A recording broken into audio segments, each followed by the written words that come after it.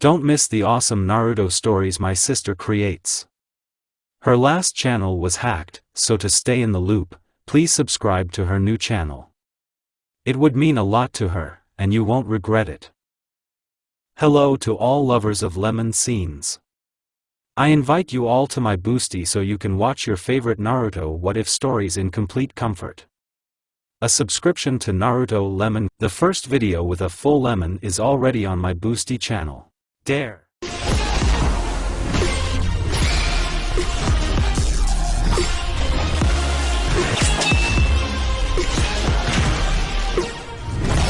Tsunade tiredly rubbed her temples.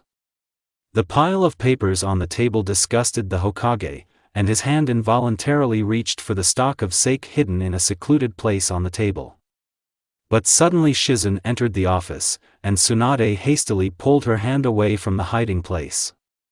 Loaded with an even larger pile of papers, Shizun, staggering under the weight of her burden, let in the head of the Hyuga clan behind her. It's just that I don't have enough of him for complete happiness, Tsunade mentally groaned. Hayashi, you've already got me. I told you that I have no more options. You have already refused the sixth mentor I offered you. Ask someone else from your family to become a personal mentor to the future head of the clan. Tsunade greeted Hayashi Hyuga with an angry tirade. But Hokage-sama. All those whom you recommended, Ebisu, Genma, Rado and others, are all weak and will not be able to raise the future head of the clan. Maybe the Hokage herself will take over the training of my daughter, Hanabi? Hayashi, seeing that the Hokage could not be convinced, moved on to curry favor with Tsunade. We will pay you well, believe me, the Hyuga clan is the richest clan in Konoha. It sounds tempting, but you will go broke on me. And on drinking with snack, Tsunade pulled another stack of papers towards her. I refuse. Then Hyuga took extreme measures. So, Hokage-sama, either you provide a new mentor for my daughter, or Konoha will lose the support of my clan. I am sure that many villages will accept us into their ranks with our Byakugan. Hayashi issued an ultimatum. The pencil in the Hokage's hand broke in half. One way or no way, I'm waiting for a new teacher at my residence tomorrow. Goodbye. Hayashi turned around. Hayashi. Tsunade growled angrily. But he left, finally slamming the door. Bastard. Arrogant idiot. The oak table split in half from the Hokage's blow. Wow, give him the best teacher for your daughter. Who does he think he is? The Hokage angrily walked from corner to corner of her office, but then abruptly stopped, although, Tsunade smiled predatorily, there will be a teacher for you. Such a teacher, you will climb the wall from him.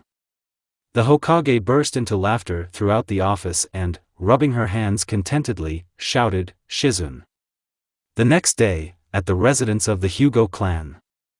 Tsunade, oh you. Hayashi squeezed the hem of his kimono until his knuckles turned white. Hanabi looked at her new mentor with interest and curiosity.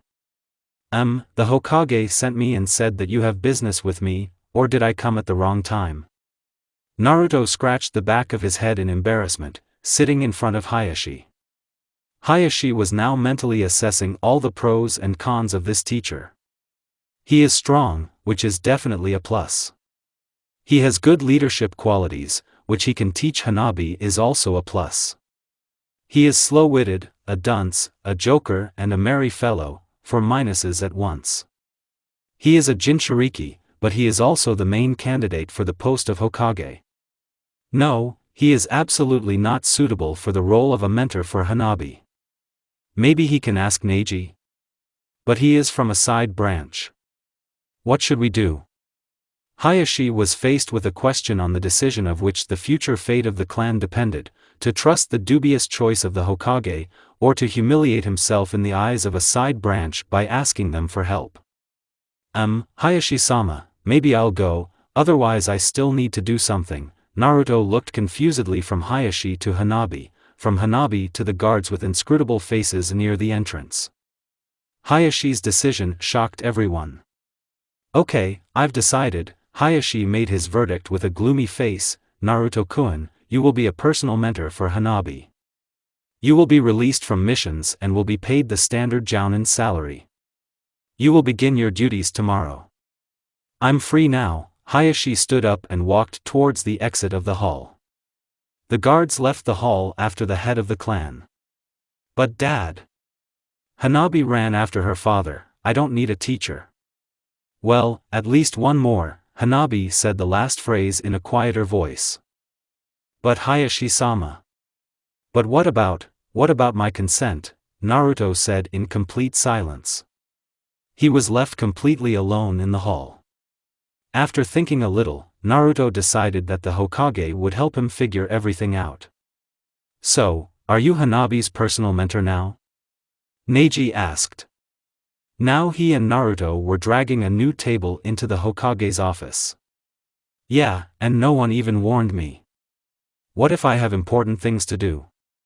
Naruto muttered offendedly, but since Hayashi-san asked about it, and Hokage-sama, I had to agree, he sighed sadly.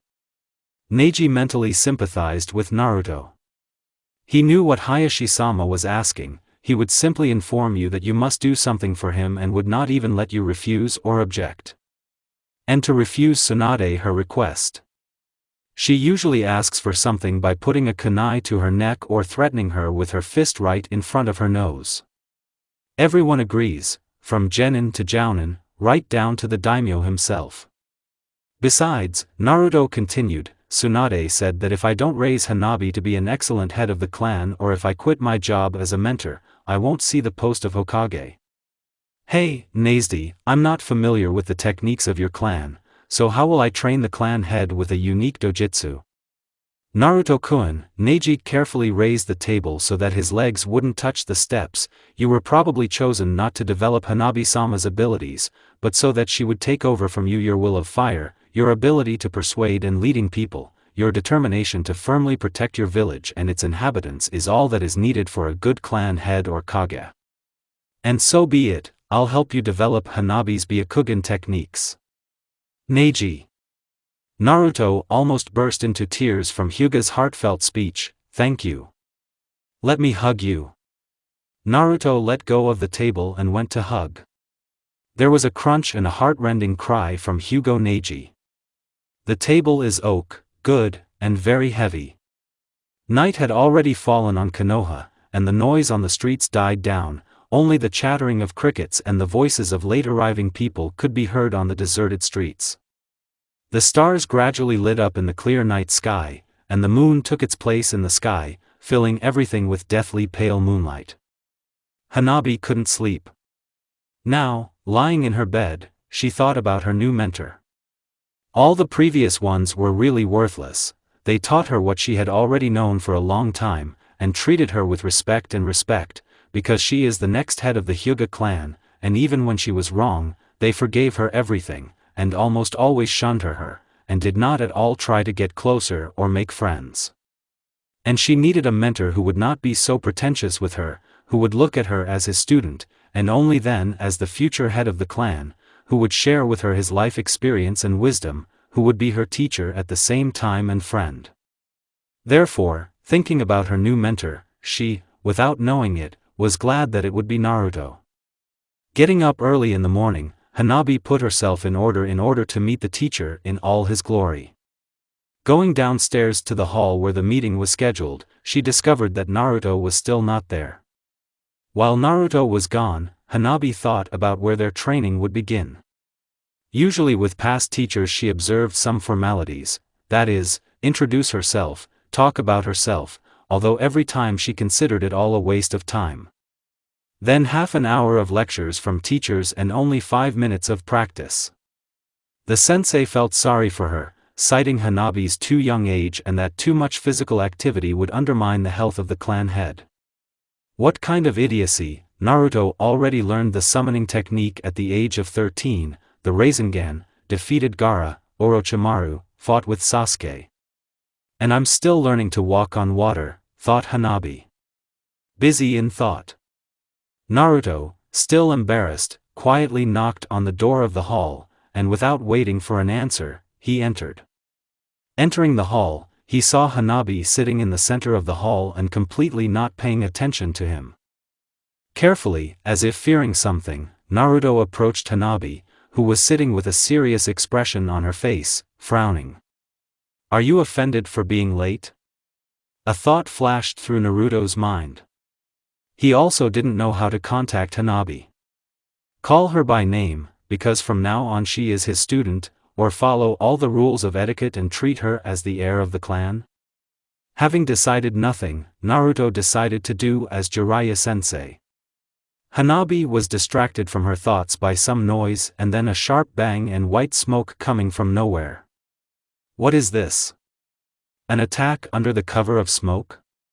Training has begun actively. Not boring lectures, but real combat. I am the great Naruto Uzumaki. I will become the greatest Hokage in history. Now Naruto stood in front of Hanabi on a huge toad, in Jiraiya-sensei's favorite pose in which he always presented himself in front of everyone. Naruto was proud of himself. Judging by Hanabi's amazed look, he simply amazed her with his performance. "Hanabi-sama, what's going on?" "Aw, a huge toad." The guards, who came running to hear the noise, saw a toad the size of a small house in the middle of the hall. "We will protect you, Hanabi-sama. Attack!" The guards threw spears at the toad. The toad, realizing that the matter did not bode well, hastily dispelled the call, as a result of which Naruto, suddenly losing support under his feet, flew face down and hit his face hard on the floor from a height of 5 meters. Hanabi, finally recovered from her shock, ran over to help Naruto. He, muttering threats, rose from the floor and his appearance did not promise anything good. The guards, realizing that they had seriously screwed up, hastened to retreat before Naruto began to find out the reasons for his such a painful fall and disrupted performance. "So, where do we start, Naruto-sensei?" Hanabi asked, walking next to Naruto. Now they were aimlessly wandering around Konoha with Naruto, and Hanabi, burning with impatience, kept urging Naruto to start training. "Well, let's start with you just calling me by my name, otherwise Naruto-sensei sounds like I'm already an old man. And I'm only 20. And I will also call you by your name. Is it coming?" Naruto looked at Hanabi.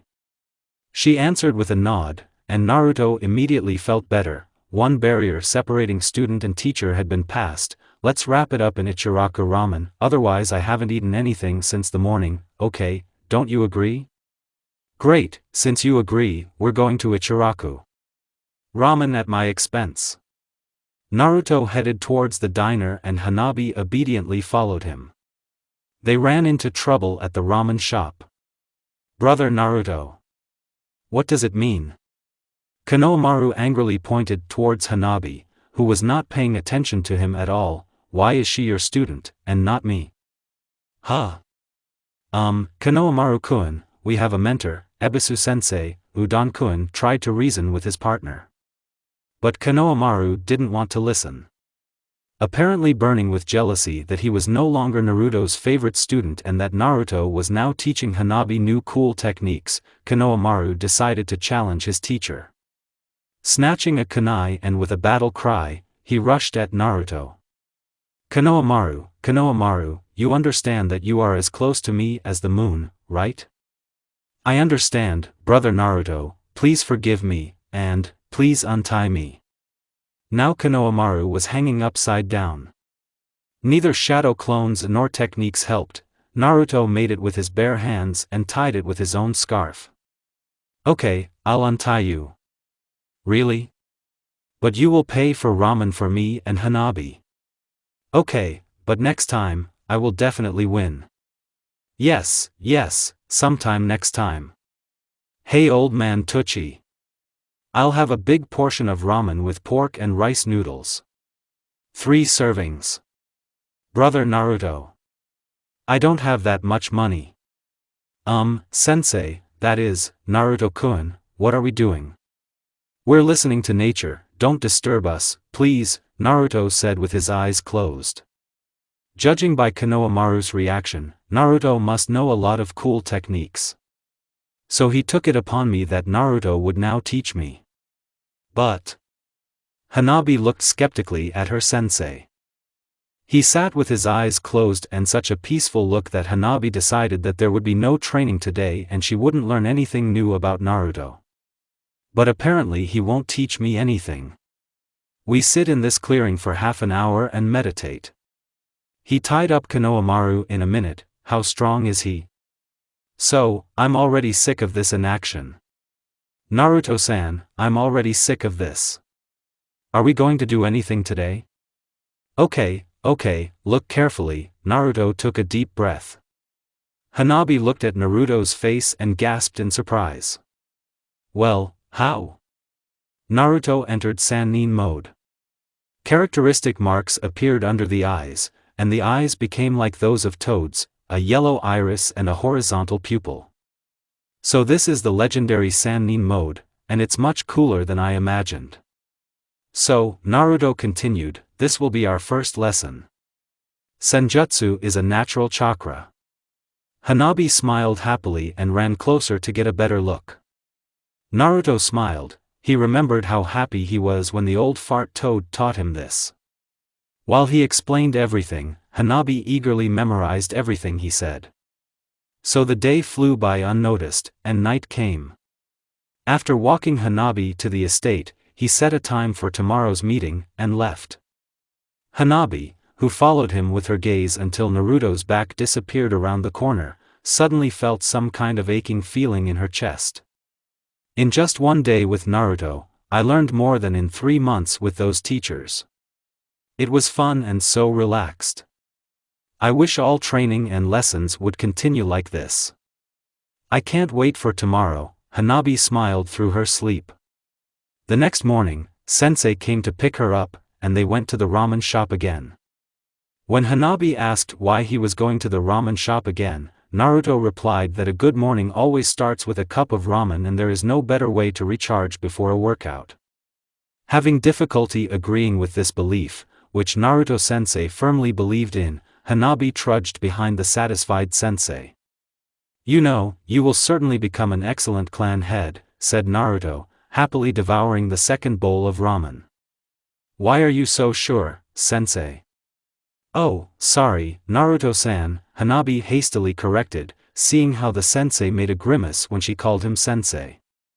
Actually, she was flattered by Naruto's compliment, but she had her doubts. At only 13 years old, she was given such responsibility that sometimes Hanabi doubted whether she could handle the affairs of the clan with dignity. Because, Naruto said, pushing the empty cup away from him, turned to the perplexed Hanabi, and smiled cheerfully, still don't understand? Hanabi dropped her eyes in embarrassment and shook her head. Here's why. The second Hokage trained the third, better known as the professor, for his techniques. And he, in turn, trained students who later became known as the legendary Sannin Trinity from Konoha. And Tsunade, now the fifth Hokage, was on a team with Jiraiya, who also claimed the post of Hokage, raised the fourth Hokage, as well as me, the future sixth. And the fourth raised Kakashi-sensei, also a contender for the post of Hokage. Naruto proudly puffed out his chest, and I, in turn, will raise and train you, the future head of the Hyuga clan, and rest assured that I will not let you down and you will become great and famous shinobi. Maybe even Hokage in the future. Naruto-san, what if I become a renegade? Hanabi asked a question. Of course, she would never become a renegade, but she was interested in how Naruto would react to this. After all, the third raised Orochimaru, who almost destroyed Konoha, and Jiraiya raised Nagato, who destroyed Konoha, and the fourth raised Obito, who unleashed the Fourth World War Shinobi War. What do you say to this? Hanabi looked straight into Naruto's eyes. What then? I don't even know, Naruto said embarrassedly. He was clearly not ready for this question, but I know one thing for sure, you will never become a renegade, Hanabi-san. Is he so confident in me? Or is he confident that he will defeat me? I don't know. My heart skipped a few beats and my cheeks turned pink. Okay, Hanabi-san, let's go to training. Old man, thanks for the ramen. Naruto paid and left first. Hanabi, waking up, quickly ran out after her teacher, and, having caught up with him, walked slightly behind him. Okay, we've arrived. Naruto looked around contentedly. Now he and Hanabi stood near a lake outside of Konoha. The dense forest surrounding on all sides and thorny bushes did not allow anyone to get here, except those who knew the secret path here. Once upon a time, Jiraiya brought him to this lake, and now he brought his student here. Naruto-san, is this your secret training place? Hanabi walked around everything and approached the lake. What are we going to do today? Hanabi admired her reflection in the crystal clear water. You will walk on water, Naruto answered, sitting comfortably on a tree branch hanging over the lake. I want to test what your old teachers taught you. But Naruto-san, I can do this perfectly well. Hanabi was deeply offended that Naruto doubted her. Don't argue with sensei. March to train, Naruto was adamant. Hanabi, offended and muttering something under her breath, went to the water. You can't argue with sensei. It's also for me, training. I've been able to walk on water for a long time. I thought Naruto-sensei would show me something new today. Okay, let's get started. Hanabi concentrated her chakra in her legs and took a few steps across the water without fear. And immediately, her legs lost support, and Hanabi plunged into the water. Snorting and spitting out water, Hanabi swam to the shore. What a deep lake! A couple of steps and it covered me completely. Plus, the water was getting cold. Hanabi, I didn't tell you, but what you taught before won't help here, Naruto said. Hanabi, having climbed onto the shore, looked at Naruto angrily. He, as if nothing had happened, collapsed on a tree branch in the shade. Okay, I'll try again, Hanabi thought and, concentrating her chakra, stepped onto the water again. Zero effect. As soon as she stepped on the water, her foot immediately found itself knee-deep in water. All subsequent attempts were unsuccessful. Hanabi seemed to be trying to walk across a lake without chakra. Her legs immediately sank in the water. After another swim, the already exhausted Hanabi suddenly became angry with Naruto. He's sitting there in the shade, and the whole time he said nothing to me, no hints or advice. Looking angrily at the place where Naruto was sitting, she was surprised to notice that he was not there. Where is he? Hanabi thought, looking around. Are you looking for me? A perky voice sounded from behind Hanabi. Hanabi turned around sharply and froze in amazement. Naruto stood calmly in the middle of the lake, while the mirror surface of the lake did not even tremble. No round streaks, no small waves, the lake was calm. How did you do that? Hanabi asked in surprise. Haven't you guessed it yet? After so many tries? It's not about you or your chakra. Naruto took a couple of steps forward. This lake is special. It's called the Lake of Calm and Serenity. The fact is that the water in this lake is very sensitive to chakra. If you add a little chakra, you fail. If you don't add more, you also fail. You need to find a middle ground. That's why I brought you here. Here, over the next week, we will hone your chakra control. Yes, exactly, because the Byakugan requires very high mastery of chakra control. So this training will not be in vain for her. Besides this, Naruto looked as Hanabi fell under the water again with a squeak. This is quite funny. Naruto smiled. Breathing heavily, Hanabi crawled ashore. She plunged headlong into the water again. Naruto watched Hanabi with interest. Here she again concentrates her chakra, then she comes and... boom! Again failure, and again to the shore, drying clothes and hair. At this rate, we will kill a lot more time than I expected. Okay, let's go again. According to Jiraiya-sensei's training system, Naruto jumped from the tree branch and approached Hanabi. She, lying on her back, looked at the sky and tried to catch her breath. Naruto-san. This is impossible. Hanabi stood up on her elbows and looked at the approaching sensei. Okay, we'll teach you to walk again, Naruto grinned. Grabbing Hanabi's hands, he pulled Hanabi along with him. So they stepped onto the calm surface of the lake, and Hanabi, thinking that she would fail again, instinctively hugged her sensei. Clutching Naruto's back with her hands, she pressed her head against his chest and wrapped her legs around his waist. Naruto, completely unexpectedly expecting this, became embarrassed and lost control of his chakra. The support under Naruto's feet disappeared, and he plunged into the water, hugging Hanabi. And sensei, for me too, Hanabi muttered displeasedly, slapping her wet sandals and leaving a wet trail behind her. Finally, they returned home. Naruto walked her home as always and left. Taking off her wet clothes and changing into dry ones, she again began to analyze the past day.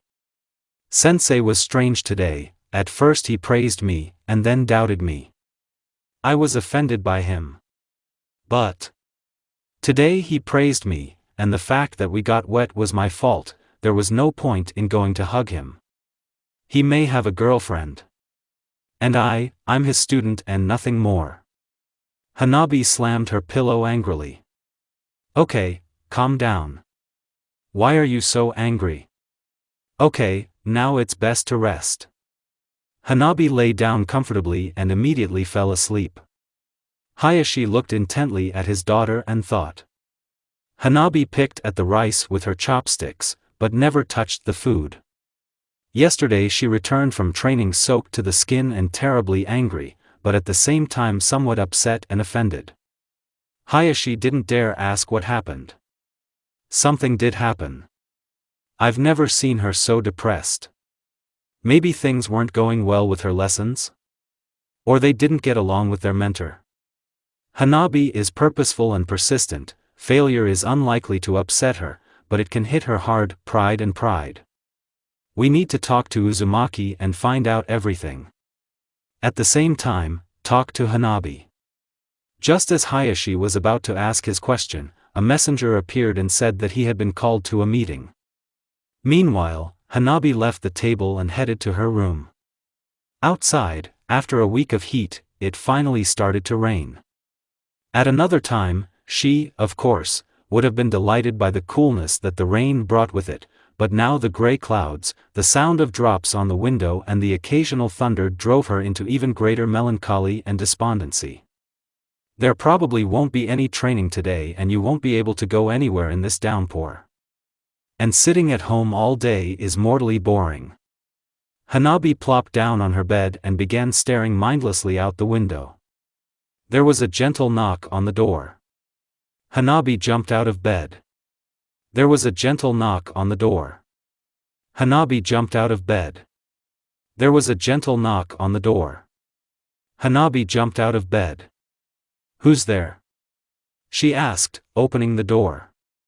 Hanabi-sama, your father asked you to come downstairs. One of Hayashi's subordinates was sitting in front of the door. When the door opened, he bowed low as a sign of respect, saying it was urgent. Okay, I understand. Tell him that I'll be right there. Hanabi thanked him and closed the door. He bowed again and left. Hanabi went to the closet with clothes and, having changed, went to the hall where her father was waiting for her. Stopping in front of the wide door leading into the hall, she straightened her clothes and hair, and, placing her palms on the door, pressed lightly. The doors swung open and Hanabi was momentarily blinded.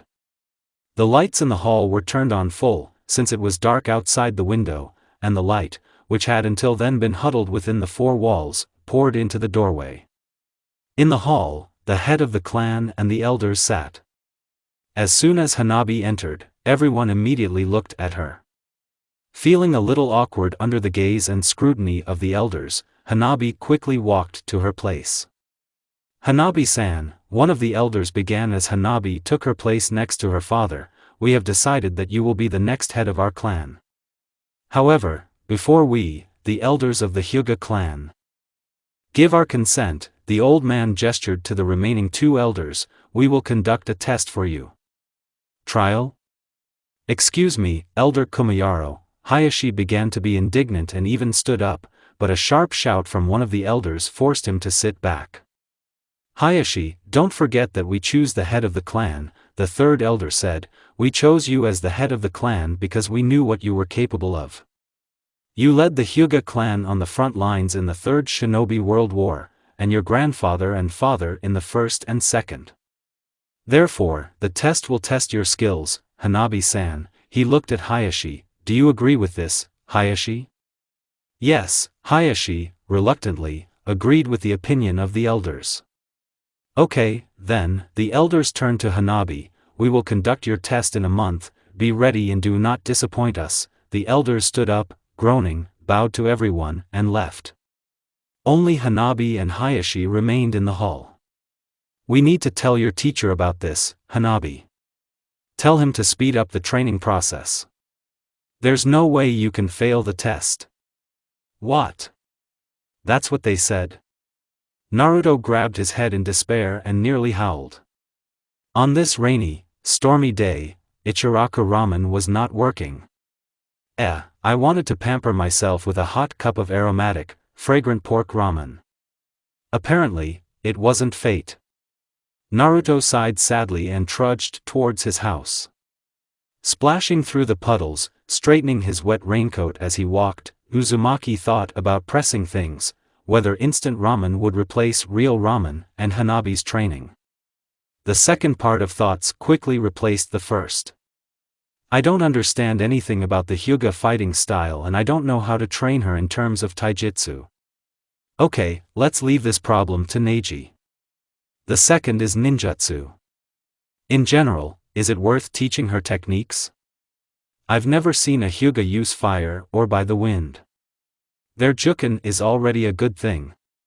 Okay, about training the elements, let's ask her herself. If she wants, I'll teach her. If he doesn't want to, oh well, let's concentrate on taijutsu. It seems like everyone else. Although no, the genjutsu still remains.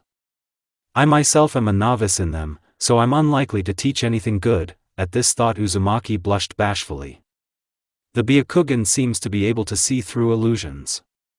Based on all this, I need to concentrate on her training in chakra control and developing the Byakugan. Apparently, I need to stock up on kunai with the seal of the Flying Thunder God. I mastered my father's technique quite recently, so this is a great opportunity to practice. And Naruto, pleased that everything worked out well for him, hurried home. The rain gradually began to intensify.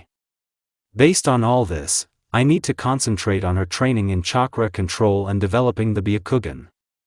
Apparently, I need to stock up on kunai with the seal of the Flying Thunder God.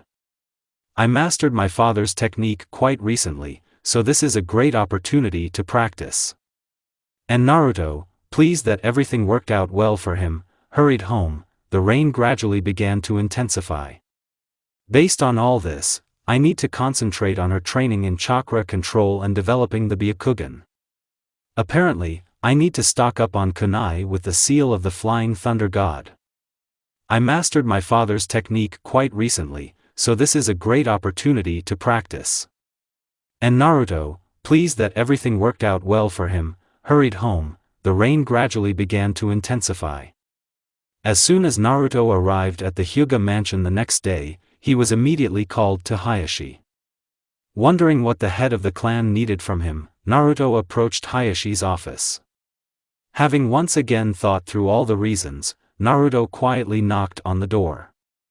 "Come in," Hayashi's voice rang out. Naruto opened the door and stepped inside. Opposite the door, in the middle of the room, there was a table on which various scrolls and books were neatly laid out. However, the head of the clan himself was not at the table, but near the open window. "Naruto-san, I have news for you." Looking at something on the street, Hayashi didn't even turn to Naruto. Which one?" Naruto asked cautiously. "The fact is that the clan elders are organizing an exam for Hanabi." Hayashi sighed heavily and walked up to the table. "Exam? For what?" "Testing her abilities and knowledge, that's why," Hayashi answered. the elders want to make sure that they are transferring the fate of the clan into reliable hands. Therefore, this exam and how Hanabi passes it will determine the future of the clan. Do you understand, Naruto? Yes, I understand, Naruto answered completely calmly. The fact that this exam possibly serves at the same time as a test of his teaching abilities, Naruto understood immediately. When is the exam? A month later. I'll ask Neji to help you train Hanabi. Try your best, Naruto. I won't let you down. Naruto bowed to Hayashi and left. His face was calm and serious. But, moving away from the office, Naruto grabbed his head. I got it. What to do, what to do. We're just learning to walk on water, and then there's an exam. Naruto nearly howled in despair. So, calm down, take a deep breath, and think about everything again. So, Neji will help me, this is an incomparable plus.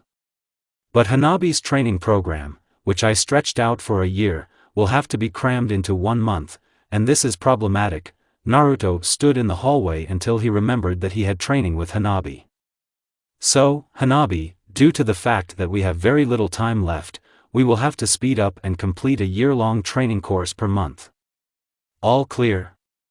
Naruto looked questioningly at Hanabi, but there were no protests or objections. Naruto breathed a sigh of relief. Hanabi calmly accepted the fact that now the training would become tougher, and there would simply be no time left for anything else. Now training, and more training every single day. Now they stood in front of the very lake where Hanabi learned to control chakra. Since we can't bother with this, I'll tell you the secret of this lake. Naruto scratched the back of his head. Of course it's a shame, because Naruto guessed everything himself and he had to spend several months doing it. Listen carefully, I won't repeat it twice. Naruto looked at Hanabi. She is always so serious, even now. Tightly compressed lips, a concentrated and collected look, a slightly upturned impudent nose, slightly dark skin. Sensei? Hanabi carefully called Naruto, who for some reason looked at the girl carefully and smiled. Feeling that he was slowly starting to blush from embarrassment and the sensei's gaze and lose his fighting spirit, Naruto-sensei. A sharp cry brought Naruto out of his thoughts. Hanabi stood opposite, stomping her foot angrily. Blushing shyly for admiring his student and being too thoughtful, Naruto began to explain the secret of this lake.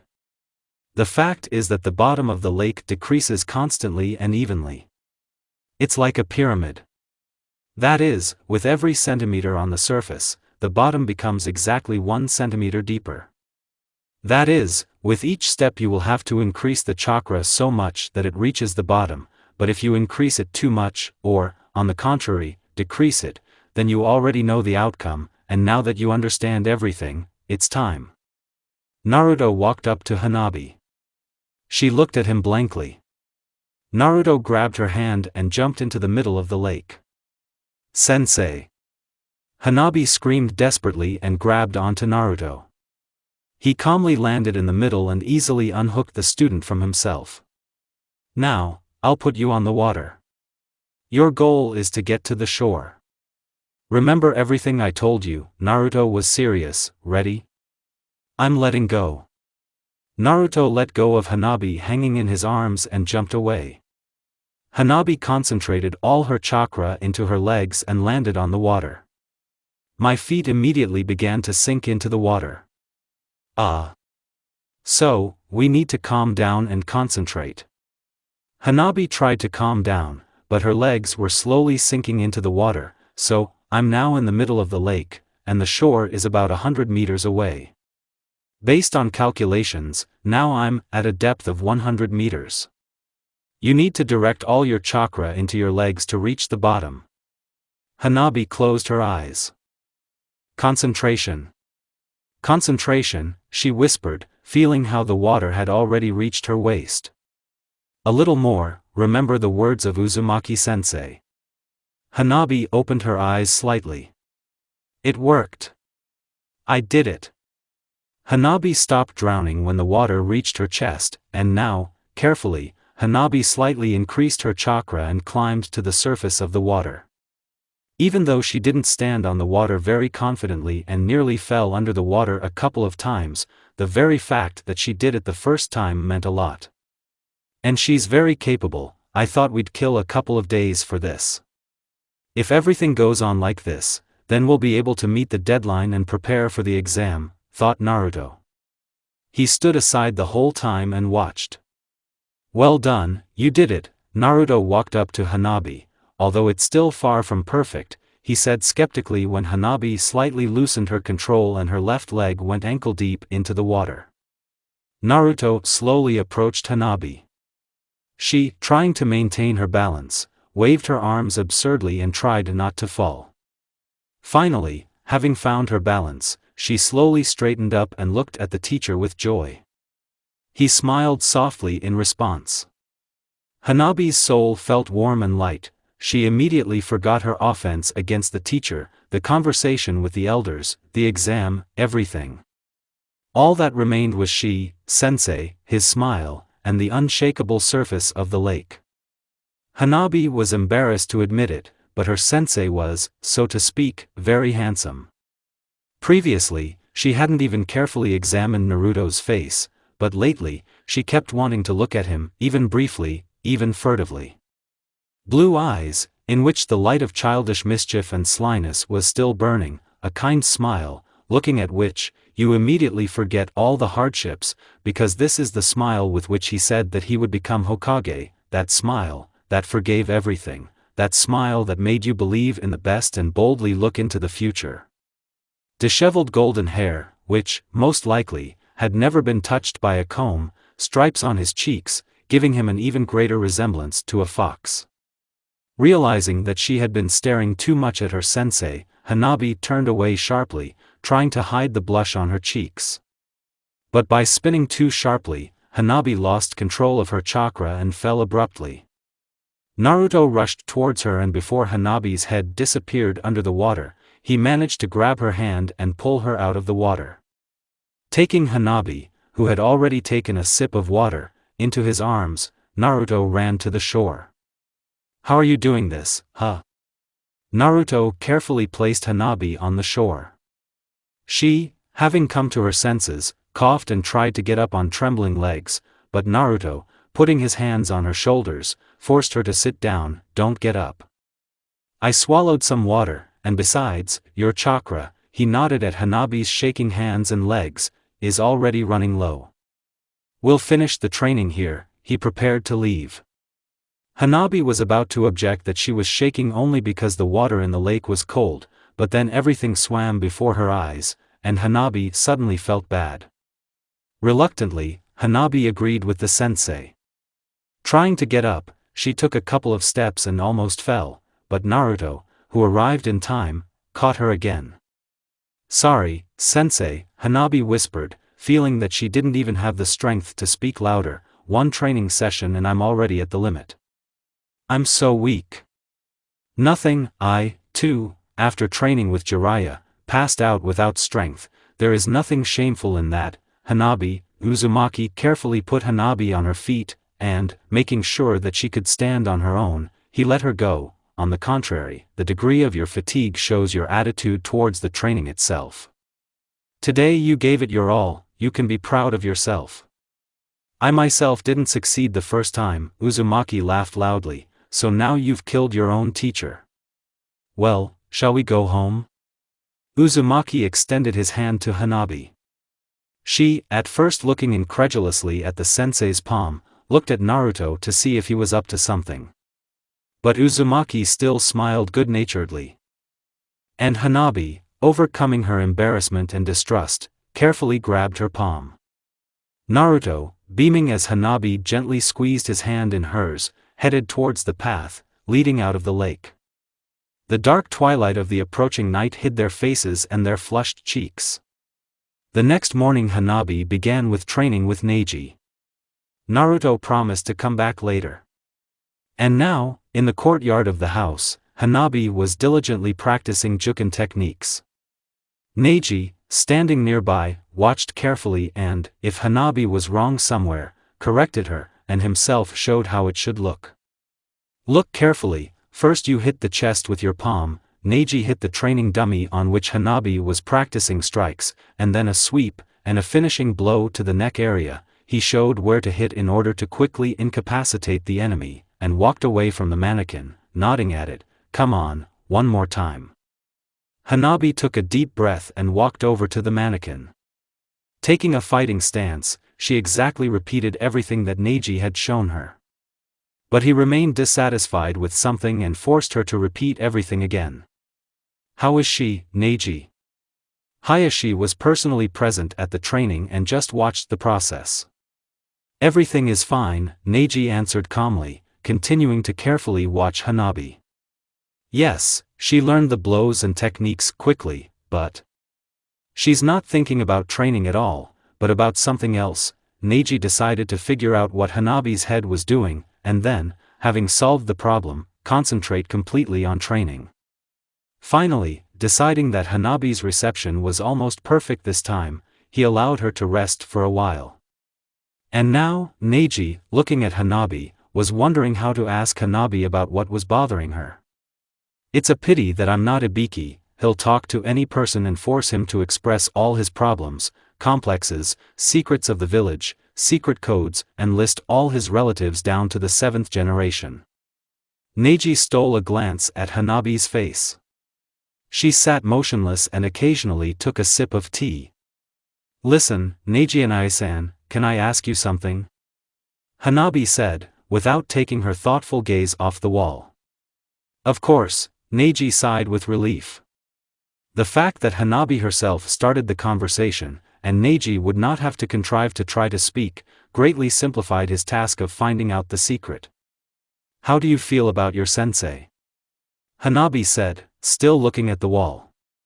Don't talk about that. Neji put the glass of tea away, because green tea reminded him of Guy's suit, and his signature motto automatically flashed through his head.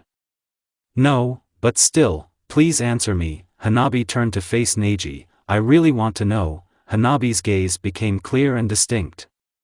Okay, Neji thought about it. How does he feel about his teacher? Somehow before, he didn't think much about this question, but now, thinking about Hanabi's question, he reconsidered his attitude towards sensei.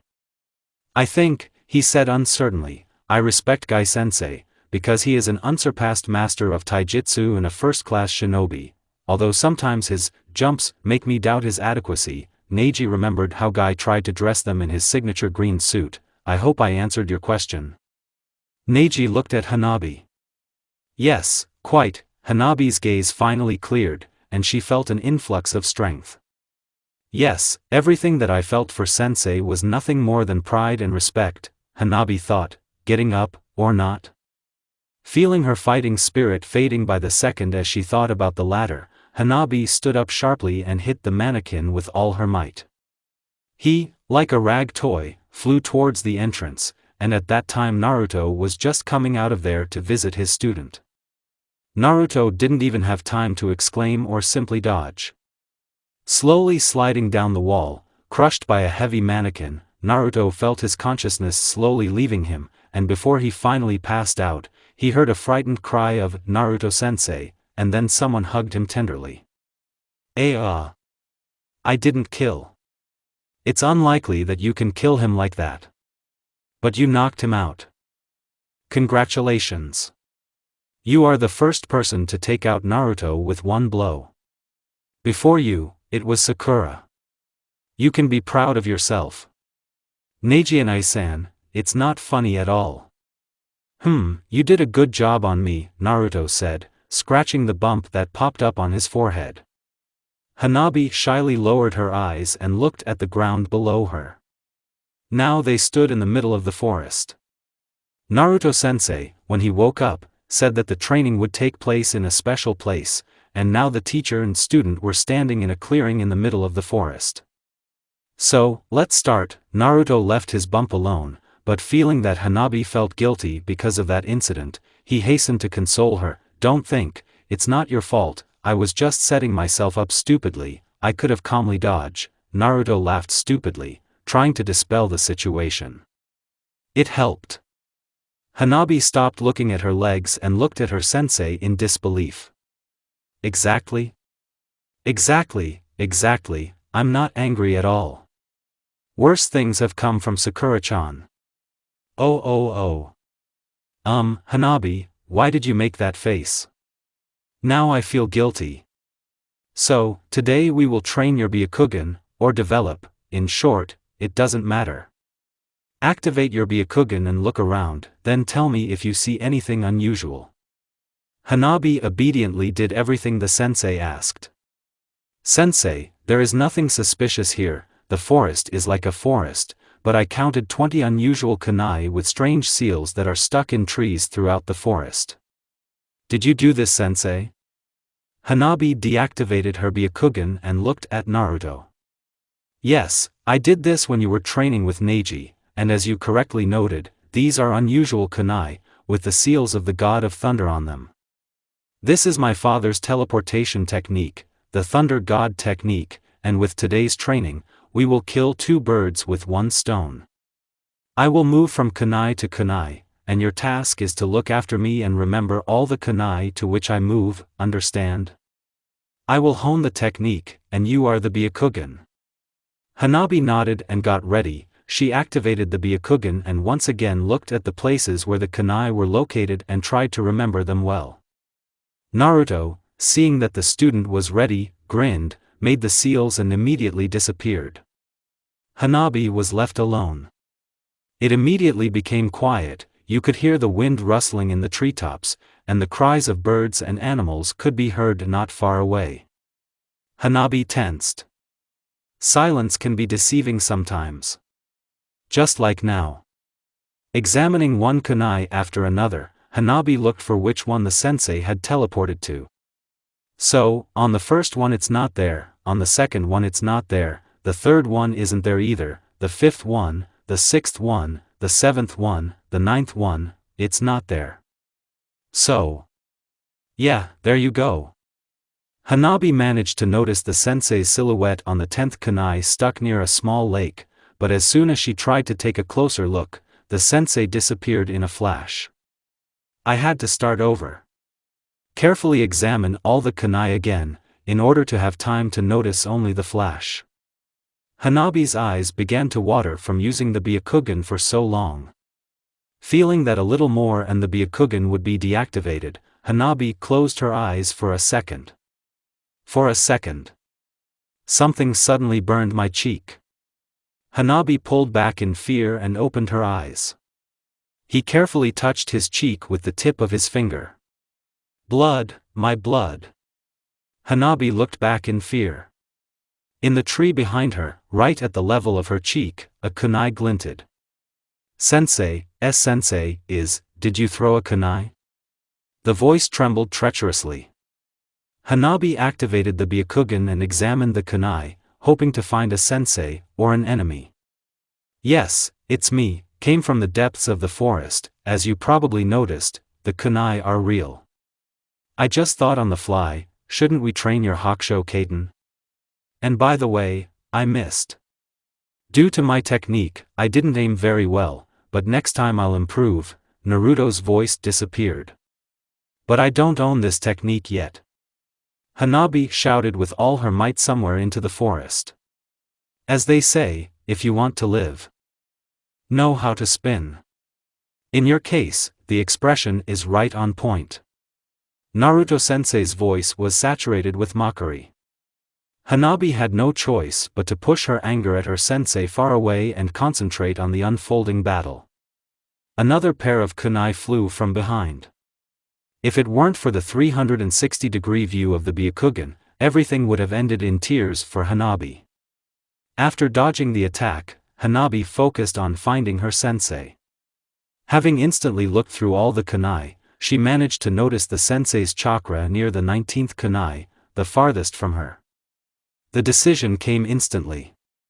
There was no talk about the fact that I should stand in the middle of the clearing and only defend myself. Naruto-sensei, I'm attacking. Hanabi rushed out of the clearing towards the 15th kunai. If her calculations were correct, then Naruto-sensei moves in a circle from one kunai to another strictly in order. He's on the 2nd now, and when she comes running to the 15th, he'll be there. Only the sensei would not have guessed. He probably thinks that she is standing in the clearing, waiting for him. But the grandiose plan was not destined to come true. The next kunai came from the side, which meant Naruto-sensei noticed her absence. Flying rapidly through the forest, jumping from branch to branch, fighting off the kunai flying at her, Hanabi completely forgot about caution. Already approaching the place, she did not notice a thin steel thread stretched between the bushes. There was a dry click. Hanabi looked in surprise at her leg, on which a torn thread glistened. Hanabi heard the familiar hissing sound as the explosive seal activated. Trap. When? Hanabi cringed and closed her eye, waiting for the explosion. Nothing. Hanabi opened her eyes slightly. She closed it again and looked around in surprise. The place where she was now was strikingly different from where she was a couple of moments ago. A familiar voice was heard from behind. Not bad, huh? I was able to teleport 2 people. I don't know about you, but I'm proud of myself. Hanabi turned around sharply. Behind her, leaning against a tree, sat Naruto-sensei. He was breathing heavily, and judging by the slightly smoking clothes, he teleported when the seals had already exploded. Hanabi looked at herself. Everything is fine. She didn't even feel how sensei grabbed her, shielded her from the explosion, and teleported away. But despite all this, you threw kunai at me. They set up explosive seals. I'm still a child. Hanabi bashed sensei from the bottom of her heart. But it's all for the sake of training. Hanabi, stop it. Naruto dodged the blows, and I set the seals for myself to improve my precision teleportation skill. You have to think of putting stamps. Crap. But I didn't know that you would run there. Boom. You could have shouted and not thrown a kunai. I'm out of habit. Crunch. I sincerely apologize for my mistake, Hanabi-san. Uzumaki. Come here, you asshole. I will lynch you alive. Neji rushed through the streets after Naruto, who was running at full speed. The fact is that Neji, when Hanabi came home, asked where such a scar came from. Well, so. After your words, now I won't stop at all. Uzumaki shouted and added gas. Why won't there be training today? Hanabi stood on the threshold of the Hokage's office and breathed heavily. That's it, Naruto went on a mission on my orders, Tsunade answered, continuing to rummage through piles of paper. Hanabi left the office and walked down the corridor towards the exit. Waking up in the morning, she was terribly scared at first. She overslept, and the teacher left without waiting for her to go to training. Having quickly dressed, she rushed downstairs, grabbing something from the table as she went, and only Hayashi's shout that Naruto had not appeared at all today stopped her. At first, thinking that the sensei was just late, he had picked up his sensei's habit, Hanabi decided to wait. After waiting for 2 hours, Hanabi rushed headlong down the street towards Naruto's house, eager to clean up someone very impudent in his face. But he was not at home. The next place where Uzumaki could get stuck for the whole day was his favorite restaurant, Ichiraku Ramen. There she found only Naruto's self-proclaimed favorite student, Konohamaru, and his eternal companions. Having greeted the trio dryly, Hanabi asked, "Did Naruto come here today?" The old cook replied that Naruto had not appeared since Tuesday. Having said goodbye to everyone, Hanabi ran to the last place on the list where the sensei could be. Arriving at the Hokage residence, Hanabi first decided to check the restroom, but the jounin who were there said that they had not seen him today. How can this be? The most restless, noisy ninja, and no one has seen him today. Usually he immediately attracts attention, and it is simply impossible not to notice him. Hanabi thought as she walked up the stairs. Finally, she knocked quietly and went to where she could definitely get an answer. Hanabi first decided to check the restroom, but the jonin who were there said that they had not seen him today. How can this be?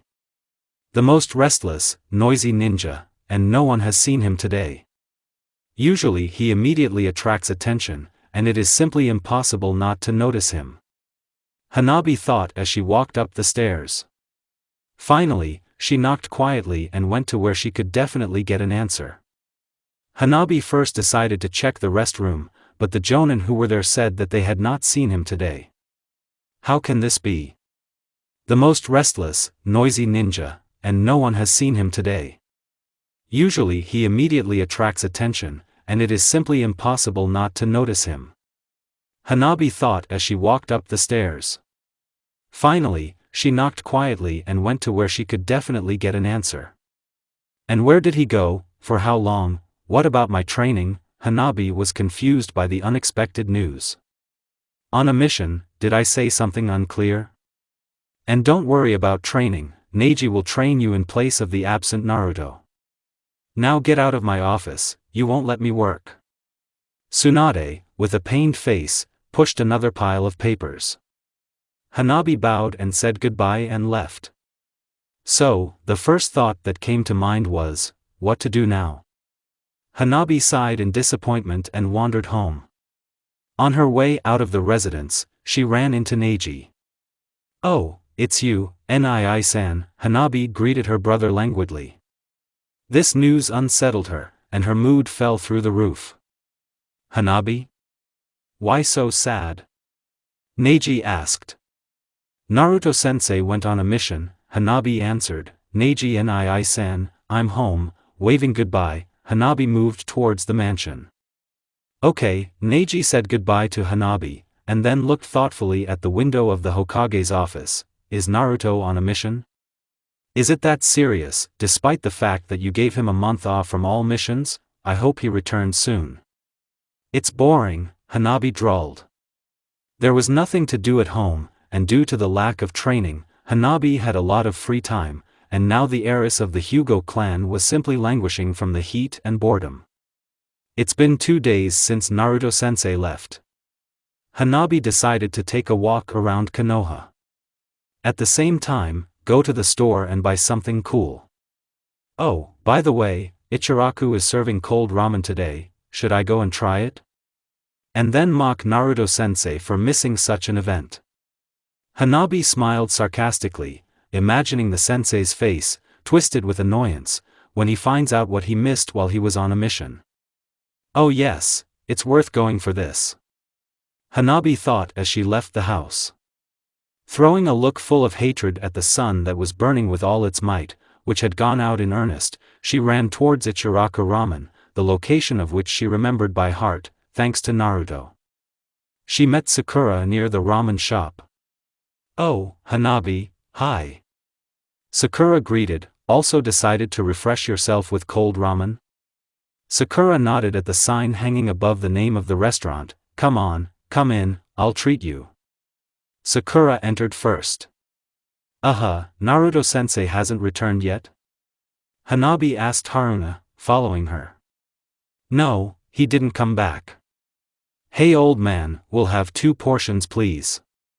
Sakura sat down in an empty seat and patted the empty seat next to her, inviting Hanabi to sit down. Well, let's use this chance and find out more about sensei. Hanabi took the empty seat next to Sakura. Soon the old man served 2 cups of ramen. The girls, moving the ramen closer, thanked him for the food and began to eat. It's really a great thing, Sakura said in surprise, picking up another portion of noodles on her chopsticks, just what you need on a hot day. Hanabi tried it too. Sakura was not exaggerating, the almost transparent noodles, like thin pieces of ice, were perfectly refreshing, and in such heat, the ramen seemed like manna from heaven. It's a pity that Naruto-sensei misses this. Oh, right, I wanted. Sakura-san, I'm sorry, of course, but could you tell me about Naruto? Want to know? Sakura put her chopsticks aside. Naruto, he. For some, a friend, for some, a living example, for some, a sworn enemy, for others, restless and noisy. Different for everyone. Who is he to you, Sakura-san? For me? To be honest, I don't know. Sometimes he just infuriates me with his impenetrable stupidity, and sometimes I like him. Sakura smiled, apparently remembering some incident with Uzumaki. Okay. While Sakura-san is in a good mood, we need to find out more about Naruto. So, what is the next question to ask her? Don't be silent. If you keep silent, then you won't be able to have a heart-to-heart conversation. Hanabi began to worry. The silence dragged on, and Sakura-san looked thoughtfully at her watch. Hanabi feverishly began to think about the questions. There were so many questions, where are they all now? Think. Oh, exactly. Sakura-san, does Naruto-sensei have a girlfriend? Hanabi quickly shouted, watching Sakura-san getting ready to leave. There was silence. Realizing with horror what she had just said, Hanabi felt her cheeks begin to glow and flush, and her ears burn with shame. Ehic. Why this particular question? Hanabi thought to herself, while unconsciously noticing in her heart that she would have asked this question sooner or later. Sakura looked in bewilderment at Hanabi, sitting in front of her with burning cheeks. Oh, thought Sakura, such passions are heating up around you. You'll have to sit on one article at a time, unless, of course, you guess. Hanabi took a breath and tried to calm down. The more time passed, the brighter the blush on his cheeks became. Naruto-kun's girlfriend? Sakura thought for a moment, but then her face lit up. Yes, there is. Hanabi felt her heart clench unpleasantly, but did not show it. And what is she like? She asked quite calmly, while feeling that a barely noticeable tremor was creeping into her voice. Let me remember. Sakura pretended to be trying to remember Naruto's girlfriend, coming up with an image of this passion as she went. She should be tall, guys like girls with long legs. She's tall, a head taller than me, said Sakura. She must have a nice haircut. She has gorgeous long black hair. Sakura continued to lie, while watching how Hanabi's face changed. Her mouth opened slightly in silent amazement, doubt splashed in her eyes with some incomprehensible anxiety, and the blush caused by the recent piquant question gave way to painful pallor. Pretty face. She looks beautiful, ocean-deep blue eyes, a slightly upturned nose, slightly plump pink lips, ears. She doesn't have a single flaw. It seems that I was carried away. I described the beauty of the world to her. I even felt somehow uncomfortable. But the created image must be finished. The last shot, and also, Sakura deliberately waited for a pause to enhance the effect. Huge breasts. Yes, huge, not like Tsunade's, of course, but size 4, that's for sure. And then Sakura really felt bad. Compared to the ideal of male fantasy she described, she looked like a runt. But the effect was like a bomb exploding. Hanabi sat there, completely confused. So, why did I even do this? Oh, I remembered. In order to make sure that our kunoichi had not fallen in love with her sensei? Apparently that's why. Sakura looked at Hanabi. I'm definitely into it. Sakura made a disappointing verdict, looking at Hanabi, who was completely discouraged and confused. I should tell the girl what I made up about this beauty. Hanabi, listen. Sakura began to make excuses, but was immediately interrupted. You lied about Naruto's girlfriend, didn't you? Hanabi suddenly said, interrupting Sakura's explanations. Sakura was taken aback. The confusion suddenly disappeared from Hanabi's face, and her eyes became full of energy again. Women's intuition told me? Or am I that bad of a liar? Yes, I lied, Sakura immediately admitted, rejoicing in her heart that her deception was discovered so quickly, without having time to develop into a scandal or something worse. Hanabi straightened up proudly. It's not every day you catch Haruna Sakura lying. Listen, how did you guess? Sakura asked Hanabi, wanting to know where she screwed up. You just described the beauty of the world to me, and such a person is unlikely to be interested in our Naruto, if she even exists, Hanabi answered cheerfully. Like a weight lifted off my shoulders, she noted to herself. To be honest, Hanabi was on the verge of despair, until reason and common sense told her that the girl was too beautiful, somehow unreal, which automatically made her doubt the veracity of Sakura-san's story. Indeed, I went too far with our beauty. Sakura laughed. After paying the old man for the ramen, Sakura and Hanabi moved towards the Hokage residence. The heat of the day, while these two were sitting in the ramen shop, gradually subsided. The horizon gradually began to be covered with gray clouds, with all their appearance promising a prolonged rain that would last for at least 2 days, to the joy of all residents of Konoha and to the chagrin of the shinobi going on missions, during which they would definitely get caught in the rain. Sakura and Hanabi sped up to get under the roof of the residence before the downpour and not get wet. But if they knew what awaited them in the Hokage's office, they would probably have walked at a snail's pace in order to delay that terrible moment. There was dead silence in the office. Hanabi looked at Sakura in confusion, and a silent question was read in her eyes. They don't exist. Did you lie to me? Sakura also looked in confusion, either at the serious Hokage, or at the guiltily smiling Naruto, or at the beauty standing next to Naruto, or rather, standing in an embrace with him. Everything is as I told Hanabi. Sakura thought with horror, looking closely at the stranger. Tall. Flashed through Hanabi's head. Yes, our stranger was half a head taller than Sakura, and her knee-length skirt did not hide her long, thin legs well. Beautiful, thought Sakura. If Sakura had met this girl earlier, she would probably have mistaken her for the winner of a beauty contest. She was exactly as Sakura had described her, except her eyes were brown instead of blue. Huge breasts. They mentally exclaimed simultaneously.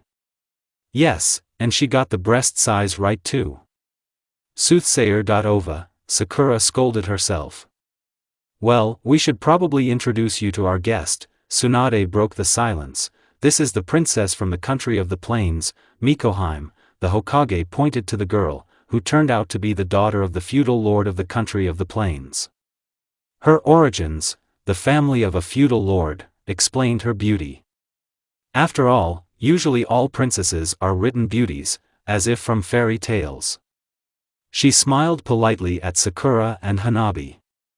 In response, they squeezed out some semblance of a welcoming smile. The Hokage continued. Due to the current turbulent political situation in the country of the plains, a civil war is brewing. And therefore, the feudal lord of the country, worried about his only daughter, asked us to protect her until everything was settled in the country. This security mission was assigned an S rank, and judging by the stories of Naruto and Mikoheim, they had to fight their way out of the country, didn't they, Naruto?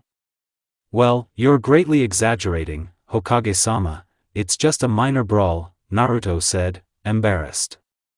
Small? Yes, there were at least 100 of them. The princess entered the conversation. I was so scared when they attacked us. But Naruto-kun quickly dealt with all of them. He is my hero. The girl languidly uttered the last words and clung closer to Naruto, thereby causing a deep blush from Uzumaki, an embarrassed cough from the Hokage, gritting of teeth and inexplicable feelings from Hanabi and Sakura.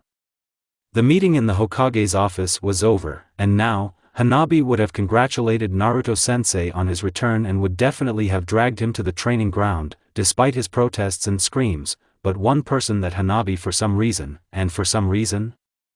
I wonder. I was using a rhetorical question. She disliked it at first sight, persuaded Uzumaki to show her Konoha, saying that tomorrow it would be hot again, although the overcast sky and the rain that was about to fall clearly indicated that the princess simply did not want to let Sensei Hanabi go. And now Hanabi walked next to her sensei and this sticky one.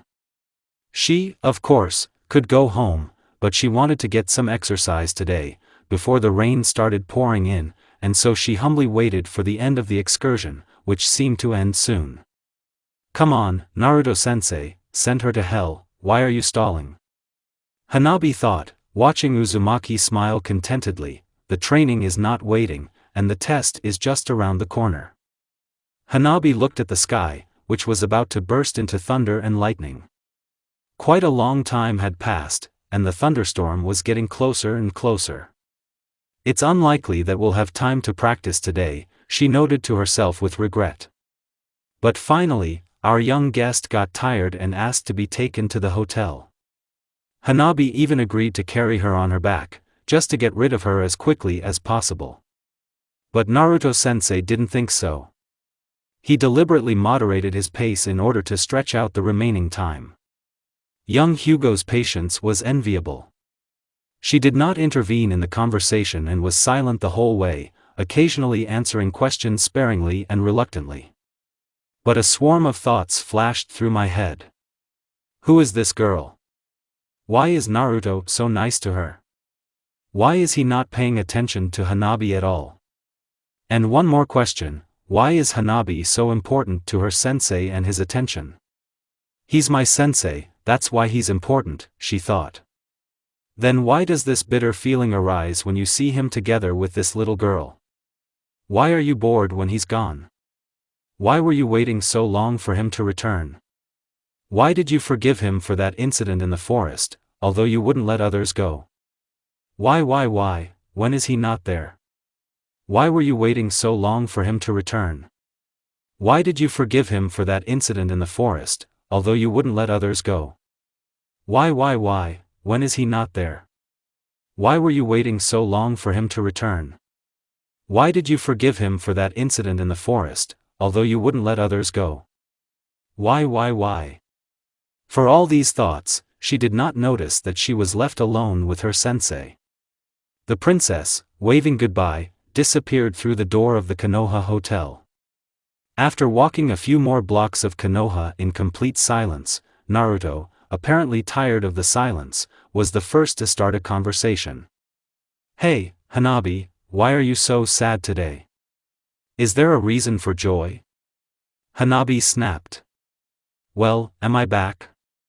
Naruto said a little offendedly, who was used to the fact that when he returned to the village from a mission, he was always greeted at the entrance by a crowd of fans, but such a cool attitude hurt his pride. Naruto was about to add something else when suddenly thunder struck. A yellow line cut through the gray sky, and rain fell on Hanabi and Naruto. Soon everything around was illuminated by a flash of lightning, and a deafening roar was heard again. All the small people who were on the street at the moment the thunderstorm began quickly scattered in all directions. Many immediately ran home, covering their heads with what they had in their hands at that moment, backpacks, newspapers, books. The rest immediately hid under the canopies of houses and shops. Deciding to wait until the flow of water pouring from the sky became at least a little weaker. The same moment, all of Konoha drowned in a solid gray wall of rain. Naruto and Hanabi managed to get thoroughly wet by the time they got to a place sheltered from the storm.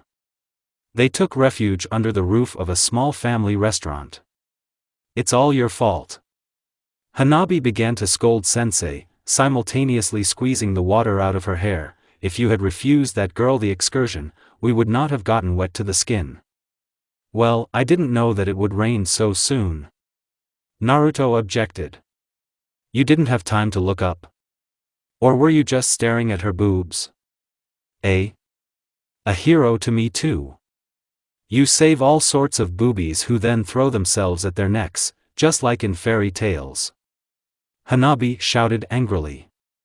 She was wet, tired, cold, and in addition the lingering thoughts about the upcoming test, the meeting with the sensei, which, contrary to expectations, did not bring relief. All this fell like a heavy burden on Hanabi's shoulders. Naruto, shocked by Hanabi's words, froze. How strange, along with the sky splashing out the accumulated water onto the ground, everything that had accumulated in Hanabi's soul also began to rapidly break out, seethe and rumble. Words turned into drops that crashed onto the ground, roofs, umbrellas, tree leaves, collected into streams, flowed down, taking with them litter, fallen leaves, pieces of paper and simple, useless garbage, and finally turned into huge streams.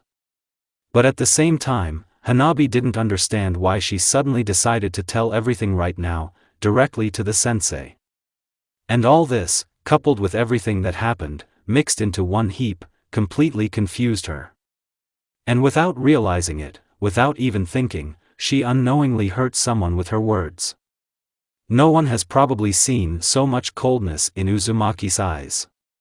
His eyes were often compared to the sky, just as clear and bright blue, but now they were more like ice. Hanabi felt that Uzumaki's gaze made her feel colder than the rain. Now, instead of words shouted in a fit of anger, there came the realization of what she had just done. I yelled at my sensei, and on top of that, I insulted him badly.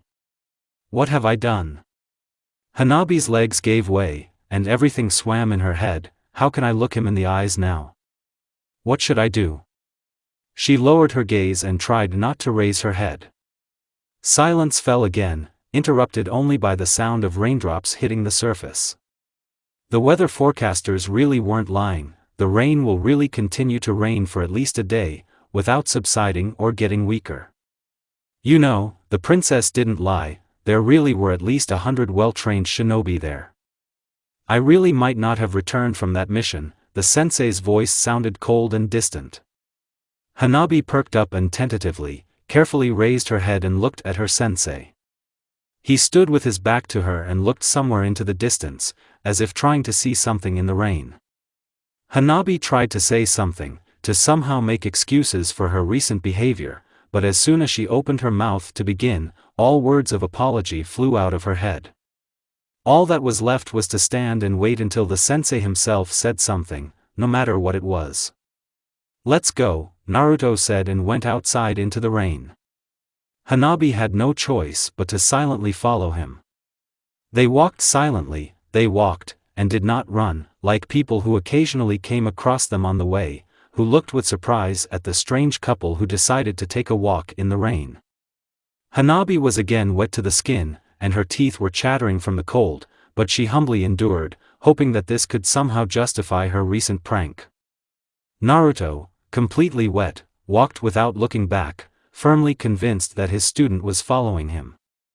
So they turned again and found themselves in front of a gray building, and Naruto walked straight towards it. Hanabi hurried after. Finally, they entered the entrance of the building, and, sheltered from the rain, Hanabi sighed with relief and tried to warm up, but seeing how the sensei did not stop and was now climbing the stairs leading to the top, she hurried to catch up with him. They climbed to the very top and stopped in front of the only door on the floor. Although it was difficult to call it a floor, it was more like an apartment built on the roof of a house. Naruto walked up to the door and took the key out of his pocket, opened the door and stepped forward. Hanabi guessed that they had come to the sensei's apartment, and timidly walked in after the sensei. Come in, Naruto said and took off his shoes. Looking around the small hallway, she took off her wet sandals and walked into the only room that was both a living room and a hall. Sensei went to the bathroom, leaving Hanabi standing in the middle of the room. Trying to warm up, she blew on her palms, while looking at her sensei's apartment. The entire floor was littered with trash. There were empty boxes of ramen and milk, scrolls covered with some incomprehensible hieroglyphs and seals, dust gathered in clods, a jounin vest thrown on the floor.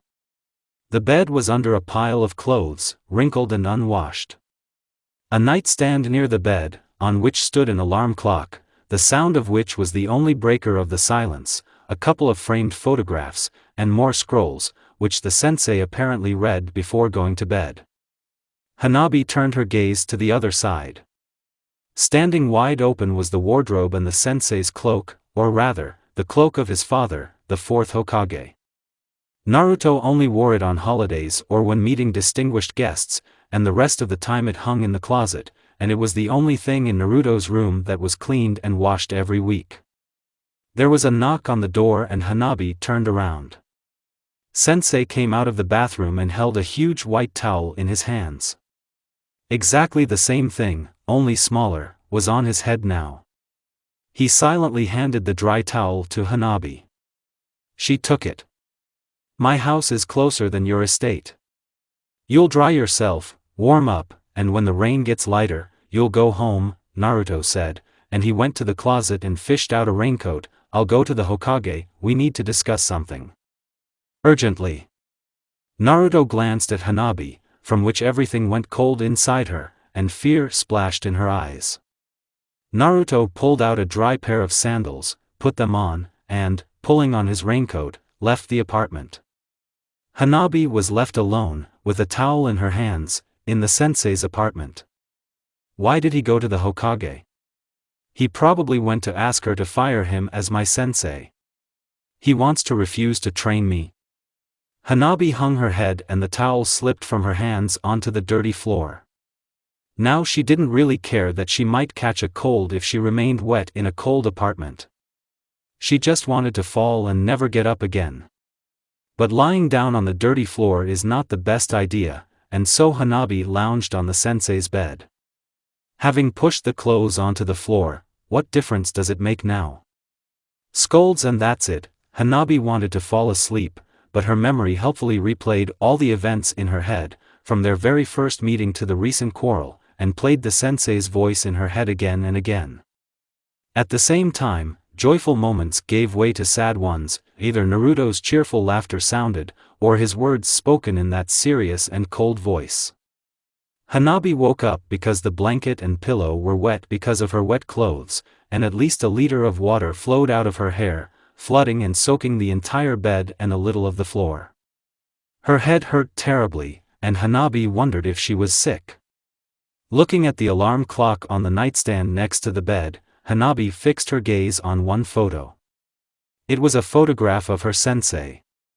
No, that's wrong, the former sensei and his team, Captain Kakashi, Sasuke Uchiha and Haruno Sakura. Sensei looked dissatisfied in this photo, and Hanabi, looking at his dissatisfied face, remembered what she diligently wanted to forget. Some 2 hours passed, and everything in Hanabi seemed to have settled down, been assimilated, understood. Everything in my soul had to be sorted out again. Yes, she was jealous of the sensei and under the influence of stress caused by lack of training and, as in the future, failure of the exam. Wow, what a conclusion. Apparently I'm not a child anymore. Yes, you should accept everything as it is and humbly submit to fate. Don't be sad and cry. Hanabi smiled sadly. Yes, now she is an adult and must be responsible for her words and actions. With such thoughts, she walked into the kitchen. The rain outside hasn't stopped, hasn't even weakened. From time to time thunder rumbled and the apartment was illuminated with yellow light. The rain drummed on the roof, you could hear water running off the slates and flowing down the drain pipes. But when she entered the small kitchen, Hanabi did not expect to see her sensei there, sitting at the table and peacefully sipping tea. Both froze. Hanabi is on the threshold, and Naruto is with a cup of tea in his hands. Eyes the color of lavender and sky met their gazes. Naruto stood up and, putting his cup on the table, was about to say something, when he was immediately knocked back onto the chair. Almost touching the cup on the table with his hand, Naruto looked down in surprise. Hanabi pressed herself against his chest, clutching his t-shirt in her small fists. Her head was bowed down and shuddered occasionally. Uzumaki felt his dry t-shirt begin to become damp. Sensei, sorry, please forgive me. Naruto heard through sobs, just don't refuse to teach me. I feel good and happy with you, interesting. Please, I will behave well, just don't give up on me. Hanabi lifted her head from Naruto's chest and looked at her sensei with eyes full of tears. Expecting to face the sensei's icy gaze, untouched by tears, Hanabi expected a refusal, but... Refuse? From you? What nonsense are you talking about? Naruto was genuinely surprised. Naruto's spoken words sounded louder than thunder to Hanabi. Hanabi looked at her sensei uncertainly, doubting his words. She thought that she might still be sleeping, or she was imagining it, but now, she felt the warmth emanating from Naruto. He smiled and put his hand on her head, smoothing her disheveled hair. His eyes, as before, shone with joy and warmth, and his voice was not so alienated. Hanabi tried to stop crying, but for some reason the tears did not stop flowing, and now, helplessly batting her eyes, she tried to understand what the catch was. "But you went to the Hokage to refuse to train me," she exclaimed, not even thinking about taking off her sensei's t-shirt. On the contrary, she squeezed her tighter. "Why did you decide that I would do this?" He answered softly, continuing to smile. "Of course, I was offended by you, but as they say, they carry water on the offended," he said with a wink. Hanabi didn't know whether to laugh or cry. No, everything is wrong," she repeated to herself. Everything that had been placed on shelves collapsed again. Yes, she heard about Uzumaki's ability to change and confuse everything in a person. To radically change a person's principles, goals, dreams. Confusing enemies and friends with behavior that often defies logic. Throw yourself into the thick of battle to save your enemy and make a new friend.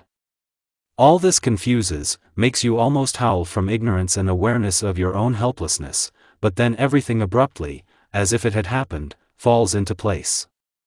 You no longer have doubts, it becomes much easier for you, you feel as if you are starting to live again. Yes, that is him, Uzumaki Naruto. Hanabi felt that her legs were giving way again, but not from fear, but from happiness. Again she buried herself in the sensei's chest.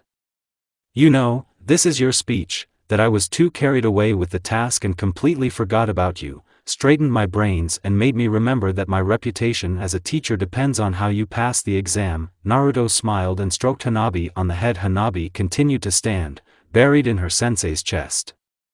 Naruto continued to say, "You know, I, too, used to be terribly angry with my teachers, Iruka, Kakashi, Jiraiya, but none of them, despite all the words that I shouted at them in a fit of anger, refused to continue teaching me.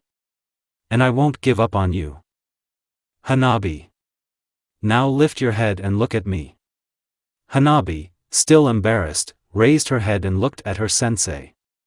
He smiled, and that was the most important thing for Hanabi right now. It was also a signal that the old, fun and interesting days were returning. "The storm outside has gotten worse, so you definitely won't be able to get home today," Naruto said. Now he was standing next to the window, which overlooked Konoha, completely immersed in a storm. Hanabi was sitting at the table, wrapped in a blanket, with a cup of strong tea in her hands. Lacking dry clothes, Hanabi had to change into Sensei's old pajamas, which he kindly borrowed. Oddly enough, the pajamas were just right. "It doesn't even feel tight in my chest," Hanabi thought sadly. And yet, what occupied the young Hyuga's thoughts now was not pajamas, but why did her sensei go to the Hokage, and even in such a storm? Taking a sip of tea, she looked at her sensei. He stood and looked at the landscape outside the window, occasionally casting thoughtful glances at Hanabi, and then returning to contemplating the view outside the window. "We should warn your father, he's probably worried about you now." Naruto walked away from the window and sat down at the table, opposite Hanabi. She embarrassedly wrapped herself deeper in the blanket. Naruto picked up his cup of tea and continued, "Although Hayashi will understand that you are either in the residence or with me. But just in case, maybe send a frog?" There was silence again. "Sensei, why did you go to the Hokage?" I decided to ask Hanabi this question. Since he wasn't talking about teaching, it means the reason was something else, no less important. "Why did you go?" "Yeah, well, there were a couple of things that needed to be discussed," Naruto answered evasively. Hanabi was not satisfied with this answer. Modesty and respect for the teacher immediately disappeared. But the arrogance returned. Along with curiosity. "What for? Why don't you tell?" Hanabi threw off the blanket and fell over the table, and her face immediately appeared in front of the sensei's face. He looked away in embarrassment. Hanabi frowned. He's definitely hiding something. Flashed through her head.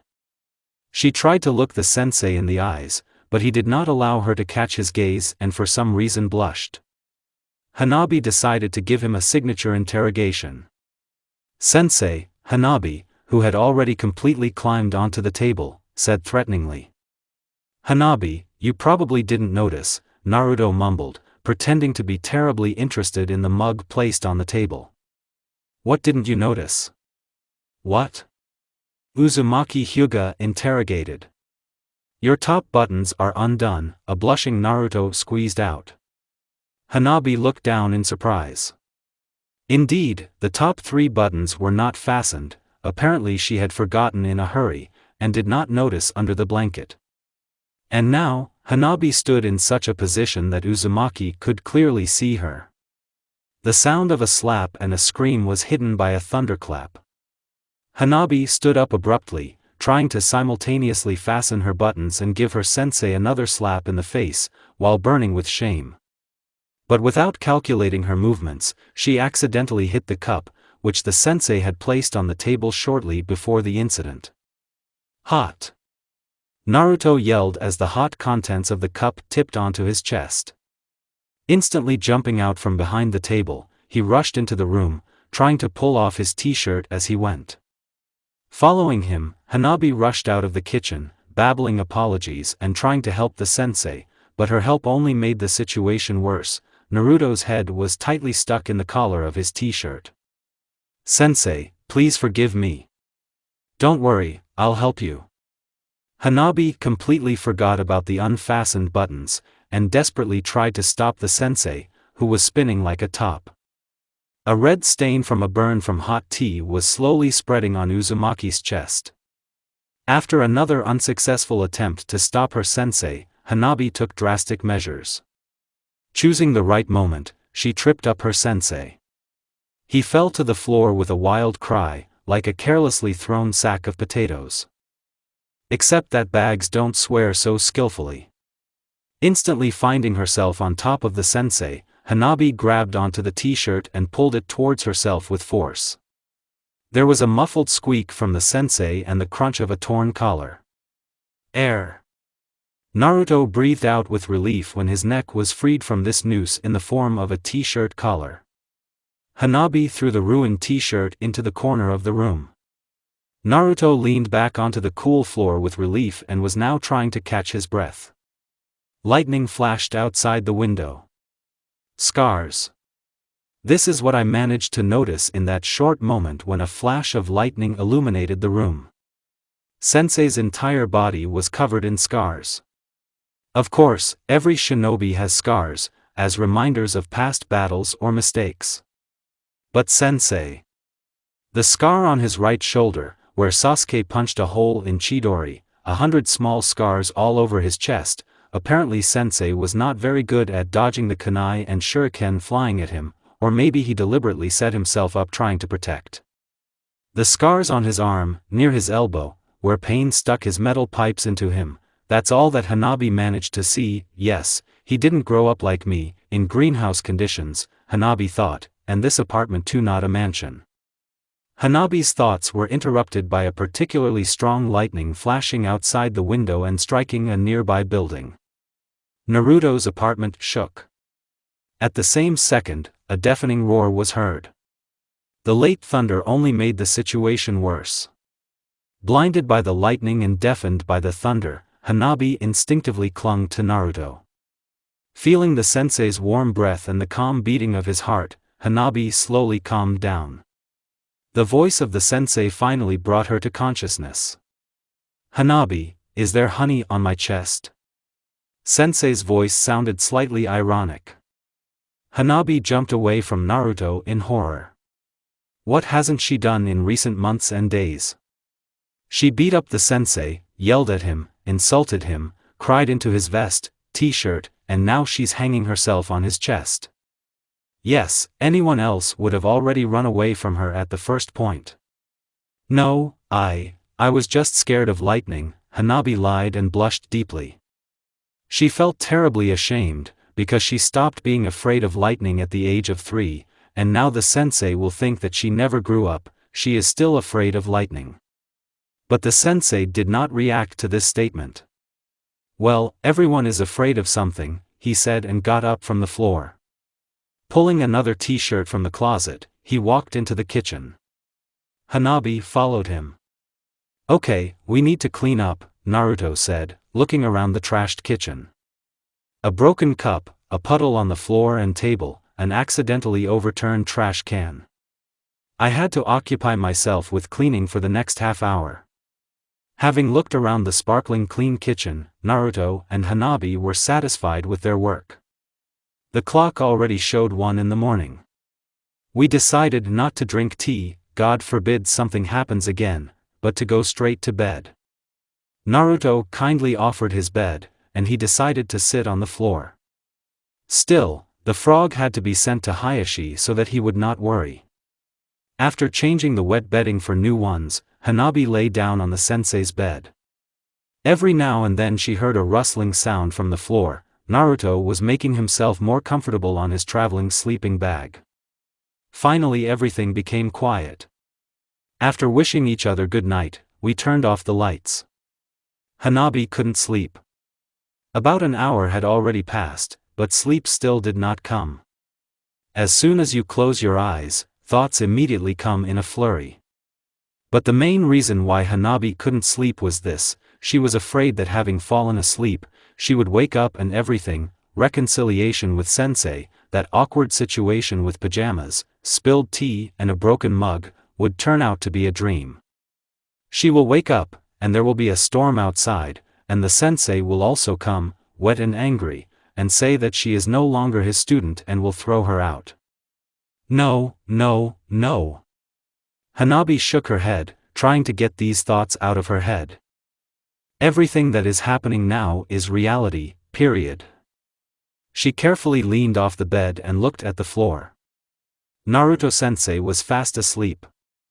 Hanabi leaned back onto her pillow in relief. Perhaps I should pinch myself just to be sure. Hanabi lightly pinched her arm. The pain was real. We need to do it harder to be sure. Hanabi pinched herself harder. Tears involuntarily appeared in my eyes. Exactly reality. Hanabi wiped away her tears and sighed sadly. She was completely confused, but at the same time she understood that the solution was somewhere nearby, right under her nose. And so that things wouldn't get worse, Hanabi understood that she now needed to accept what had long been obvious to her, but was rejected every time. The thought is crazy, chaotic, unrealistic, but so simple and banal. The tangle of intricacies was quickly unraveling. Hanabi grabbed the end of that thread, pulling it, everything would quickly fall into place. Just a jerk, and I love sensei. Lightning flashed outside the window and immediately died out. Hanabi wrapped herself tightly in the blanket. It was warm in the apartment, but Hanabi, pulling the blanket up to her ears, tried to hide the blush on her cheeks and for some reason the senselessly joyful smile on her lips. For some reason I wanted to laugh. Her soul felt so light and calm that Hanabi was afraid for a second that it was a dream again, but the feelings were so natural that she cast aside her doubts. Sleep had now left her for what seemed like the entire night. Hanabi's mood suddenly became playful and mischievous, and she decided to look at Naruto. At the last word, Hanabi's cheeks and ears began to glow again. It's somehow unusual to call him Naruto. Usually Naruto-sensei. She carefully removed the blanket and moved to the edge of the bed. She heard a quiet snore. Apparently Naruto-sensei was fast asleep. Hanabi hung over the edge of the bed and tried to see her sensei's face in the pitch darkness. But no matter how hard she squinted her eyes, she couldn't even see the characteristic stripes on Naruto's cheeks. Hanging even more carelessly, Hanabi lost her balance. Awkwardly waving her arms, she quickly flew down, but collected herself in time and hit the floor. Hanabi didn't know how much time she had left before hitting the floor, maybe a couple of centimeters, maybe more. Suddenly someone's warm breath touched her cheek. Hanabi strained her eyes. How long she had left before colliding with the floor, maybe a couple of centimeters, maybe more. Suddenly someone's warm breath touched her cheek. Hanabi strained her eyes. How long she had left before colliding with the floor, maybe a couple of centimeters, maybe more. Suddenly someone's warm breath touched her cheek. Hanabi strained her eyes. She hovered right over Naruto-sensei's face. That's why she couldn't see him then. Naruto apparently tossed and turned in his sleep and moved closer to the bed, and Hanabi kept looking in the wrong direction. But what is the most important thing to do now? Hanabi miraculously didn't hit her sensei with her hands when she fell. And now her face was directly opposite the sensei's face, and only 5 centimeters away from him. In the darkness, she clearly saw the sensei's slightly parted lips and heard his slightly hoarse breathing. A thought flashed through my head. Maybe, try to kiss him? After all, she won't get another chance. Is it worth it or not? Definitely worth it. Just a little more. Hanabi bent even lower. Only a few millimeters remained. Hanabi's long hair, thrown over her shoulders, began to slowly fall down, exposing her neck, and, like dark streams of water behind the glass of the window, fell onto the floor, spinning into whirlpools. Hanabi felt her temples begin to pound and her cheeks to burn with fire. My lips are dry. I'll just give him a little kiss, that's all. Hanabi assured herself, slowly approaching her goal. But a strand of hair that had fallen from her forehead had been tickling Uzumaki's nose for a long time, from the very moment when Hanabi almost fell right on top of the sensei. Naruto grimaced, trying to clear the disturbance that was keeping him from sleeping from his face. It worked for a while. But Hanabi bent even lower, and the strand of hair began to tickle and irritate even more actively. Naruto finally got fed up with this. In his dream, he tried to remove a fly from his face, as he thought, and reached out with his hand to his face to brush it away. Halfway to his face, his hand encountered something soft, but Naruto, half asleep, not understanding what it was, didn't even think to stop. Everything went wrong. When there was very little left to the sensei's lips, and the sensei's breath was already scorching her lips, when suddenly something touched the back of Hanabi's head and strongly pushed her forward, and instead of just touching, she pressed her lips into the sensei's lips. Hanabi's eyes opened wide. Naruto opened his sleepy eyes. And now, Hanabi looked straight into the blue eyes of her sensei. Hanabi? This was the only thing Naruto could squeeze out. Hanabi's lips twitched in some kind of half-crazy smile. I got burned. Today wasn't enough for you, but you still found adventures for yourself. Hanabi thought, feverishly coming up with excuses in her head for such a frank act. And when she was very close to despair. Here it is, I'm already dreaming about all kinds of kisses, Naruto suddenly said and, yawning widely, turned over to the other side. Hanabi was taken aback. Did Naruto-sensei really take everything that happened just now as a dream? It even became offensive. After all, she gave him such a kiss. Stop, catch your breath, restore your breath and mind. The first thing to do now is retreat. Hanabi instantly found herself on the bed and quickly pulled the blanket over herself. Second, we need to make the most of this situation. Since Naruto-sensei took it all as a dream, it means that it all happened. And the next day you have to pretend that nothing happened and answer all questions that it was just a restless dream. But here's the catch. If Naruto believes that everything that happened was a dream, then what about Hanabi? After all, she knows for sure that everything was real. Her lips were still burning from the recent kiss.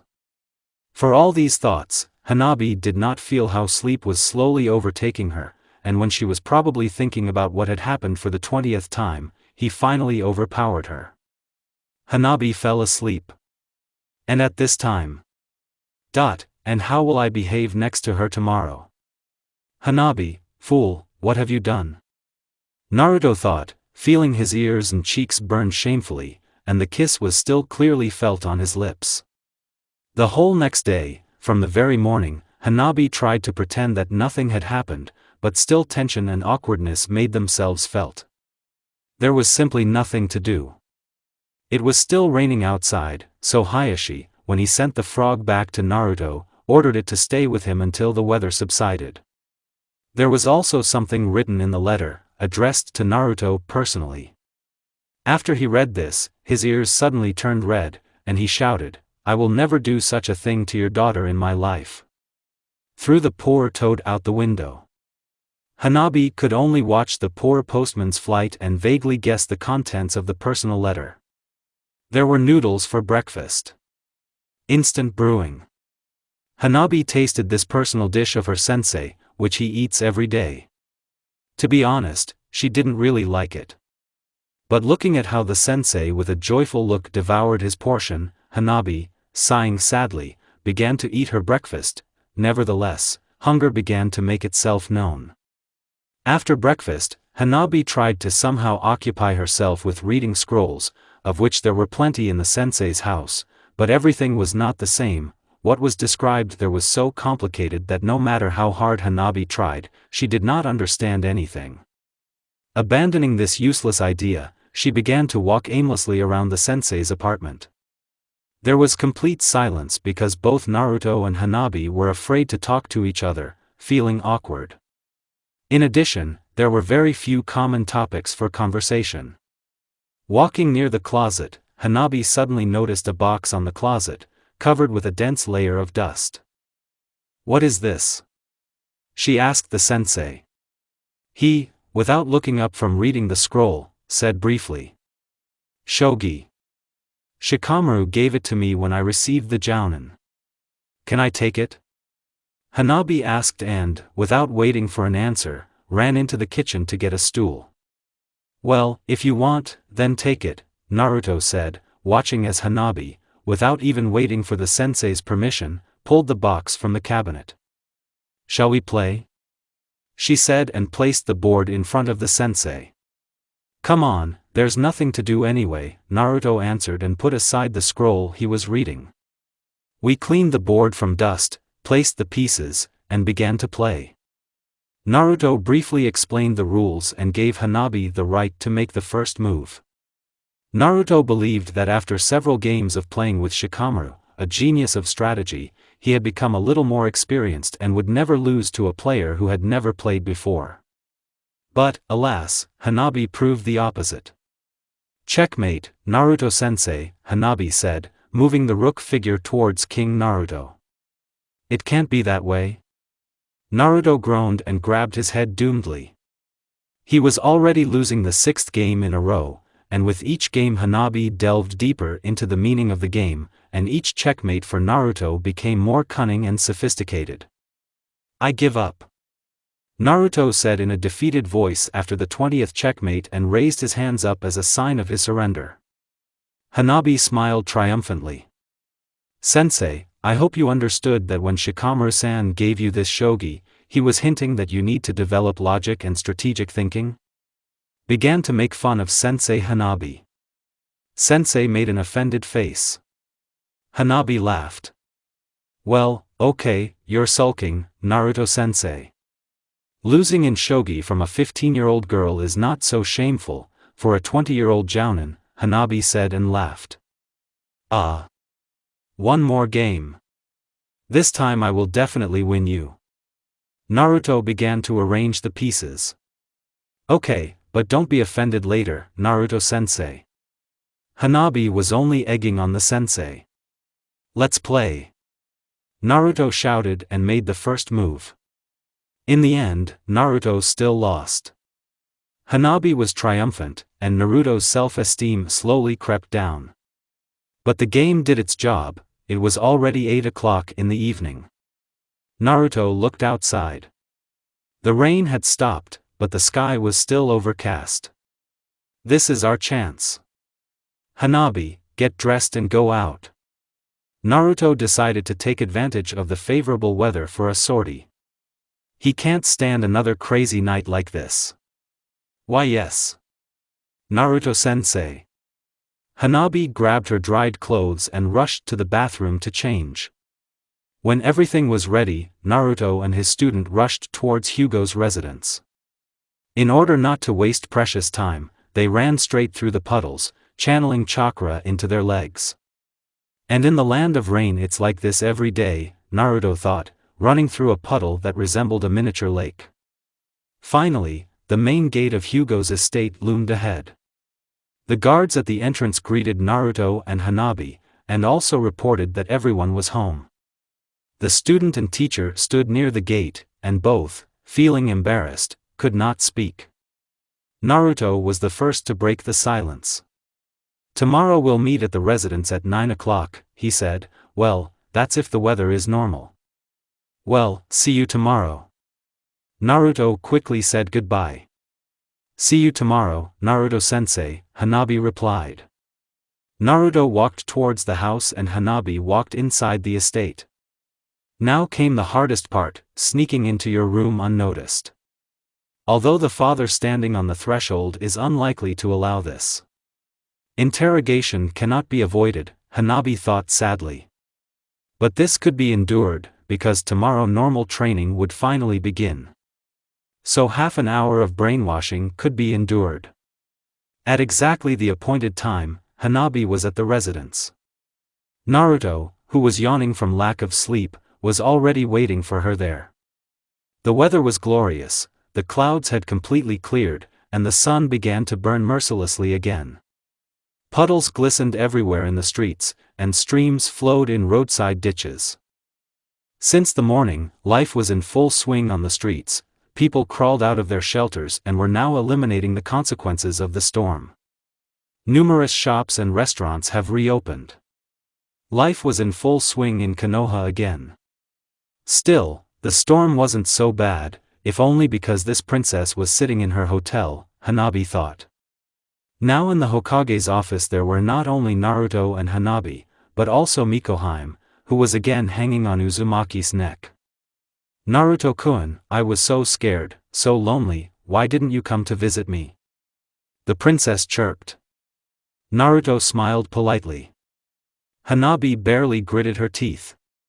But if the Hokage and Naruto did not notice such an important fact, the princess, on the contrary, seemed to have heard everything. She suddenly looked at Hanabi, and, smiling at the tips of her lips, began pestering Uzumaki with double effort. "Maybe we can take another walk. Last time you didn't show me everything," the princess said, grabbing Naruto's hand. "I'm sorry, but I can't right now, I've got a lot to do," Naruto smiled guiltily. "I need to finish training my student, we've already missed a lot." Hanabi smiled triumphantly. The pressure from the princess weakened, but Mikohime did not give up easily. "Well, if this is the case, can I take a look at your training?" she suddenly said. Naruto doubted. No one has yet relieved him of the responsibility to protect the princess, and he cannot break into two fronts. Naruto decided to ask Hanabi's opinion. He looked at her, silently asking if she agreed. Hanabi shook her head furiously. Naruto thought about it. "Well, I think you can attend a couple of lessons until I'm relieved as your guard," Naruto voiced his opinion. Hanabi looked at her sensei in disbelief. The princess threw herself on Naruto's neck with words of gratitude. The Hokage then asked Hanabi and Princess Mikohime to leave the premises. Before they left, Naruto told Hanabi to go to the 5th training ground and that he would be there soon. And as soon as the doors slammed behind the girls, a lively debate began in the Hokage's office about some issue. Hanabi became darker than a cloud, finally training, and this pester again tagged along with them. She moved with deliberately fast steps towards the training ground. The princess followed her. The 5th training ground was not far, about 500 meters from the residence. Academy teachers and students usually conducted practical classes there, but since the academy was closed for the holidays, the training ground was empty. Having reached the training ground in 10 minutes at a fast pace, Hanabi looked back to see if the princess had fallen behind. Stubborn, Hanabi thought with gloating, looking at how the princess was out of breath from such a walk. This will be a lesson for you. The princess was breathing heavily, and sweat was rolling down her face in a stream. Naruto soon arrived. Training has begun. The princess sat comfortably in the shade of a tree and watched Naruto and Hanabi with interest. Hanabi felt uncomfortable under this gaze and therefore made a couple of mistakes. Naruto looked at her reproachfully when Hanabi once again missed her target with her kunai. Look how he smiles. Hanabi thought, watching as the princess, inspired by Hanabi's mistake, began to actively whisper something to Naruto-sensei, who had retreated into the shadows. Should I charge her with a kunai in the forehead? And then say that it was an accident? Hanabi smiled wickedly. Attach an explosive seal to make sure. So, this is already too much. Hanabi glanced again at where her sensei was. He, ignoring the princess's chatter, carefully watched Hanabi. It just didn't help, on the contrary, it made it worse. Hanabi, feeling the sensei's gaze on her, was worried and blushed after every mistake. I remembered last night. Looking at the sensei in embarrassment, she shrugged her shoulders guiltily. Come on, Hanabi, pull yourself together, Naruto thought. The princess continued to say something, but Naruto did not listen to her. Watching Hanabi make a mistake again, Naruto sighed in disappointment. The princess noticed this too. It's boring, isn't it? She said. And the weather is just terrible, hot.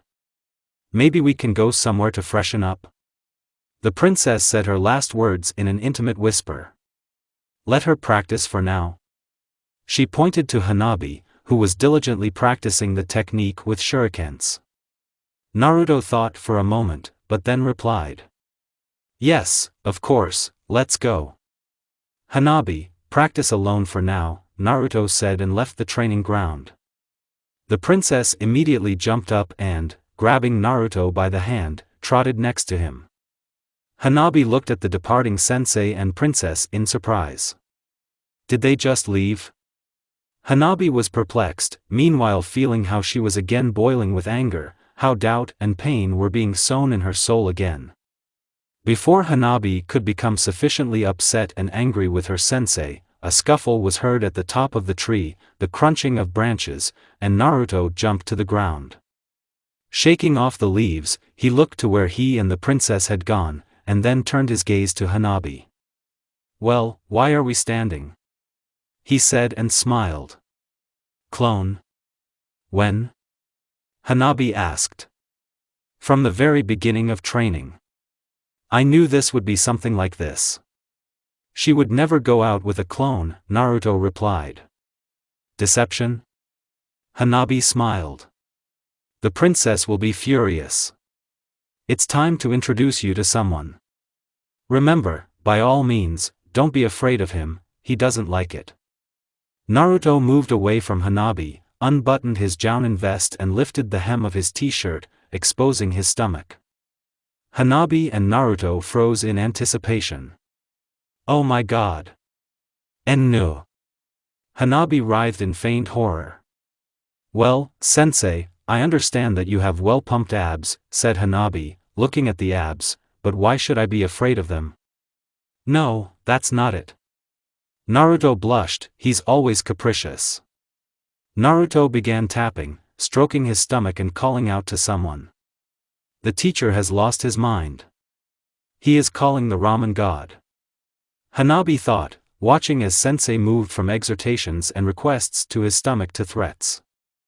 Show yourself quickly. You're making me look like an idiot here. Naruto is already desperate, just wait, Hanabi, now you'll see everything. Naruto calmed down. He closed his eyes and froze. Taking a deep breath, he sharply opened his eyes. On my stomach, out of nowhere, slowly, then quickly, a thick black line began to appear, taking the shape of a spiral. When the lines closed, orange chakra suddenly flowed from the stomach in a stream. Hanabi looked at all this in shock. Finally, the chakra took the form of a huge, almost 20-meter fox. His bloodshot eyes glittered fiercely, his fire-orange fur stood up, and his 9 long tails swirled violently in the air, causing huge currents of wind. The beast clicked its fangs furiously and looked down. Naruto calmly buttoned his vest back up, not seeming to be bothered by the fact that there was a huge monster behind him. "Naruto!" The fox growled. "It's your own fault," Naruto shouted.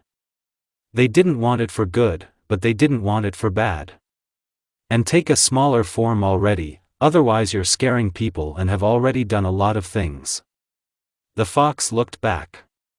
He did destroy a couple of trees with his tails, so he had to listen to Naruto's advice. The fox gradually began to shrink until he was waist-high to his Jinchuriki. Now, his fur has smoothed out, become silkier, and 9 tails now follow the fox in a neat train. Now the fox began to scold Naruto for his stupidity. Naruto also began to accuse the fox of his laziness and harmfulness. Hanabi stood aside and was modestly silent. "That's how it is," she thought, calmly arguing with the bijou. Naruto, what kind of miracle is this?"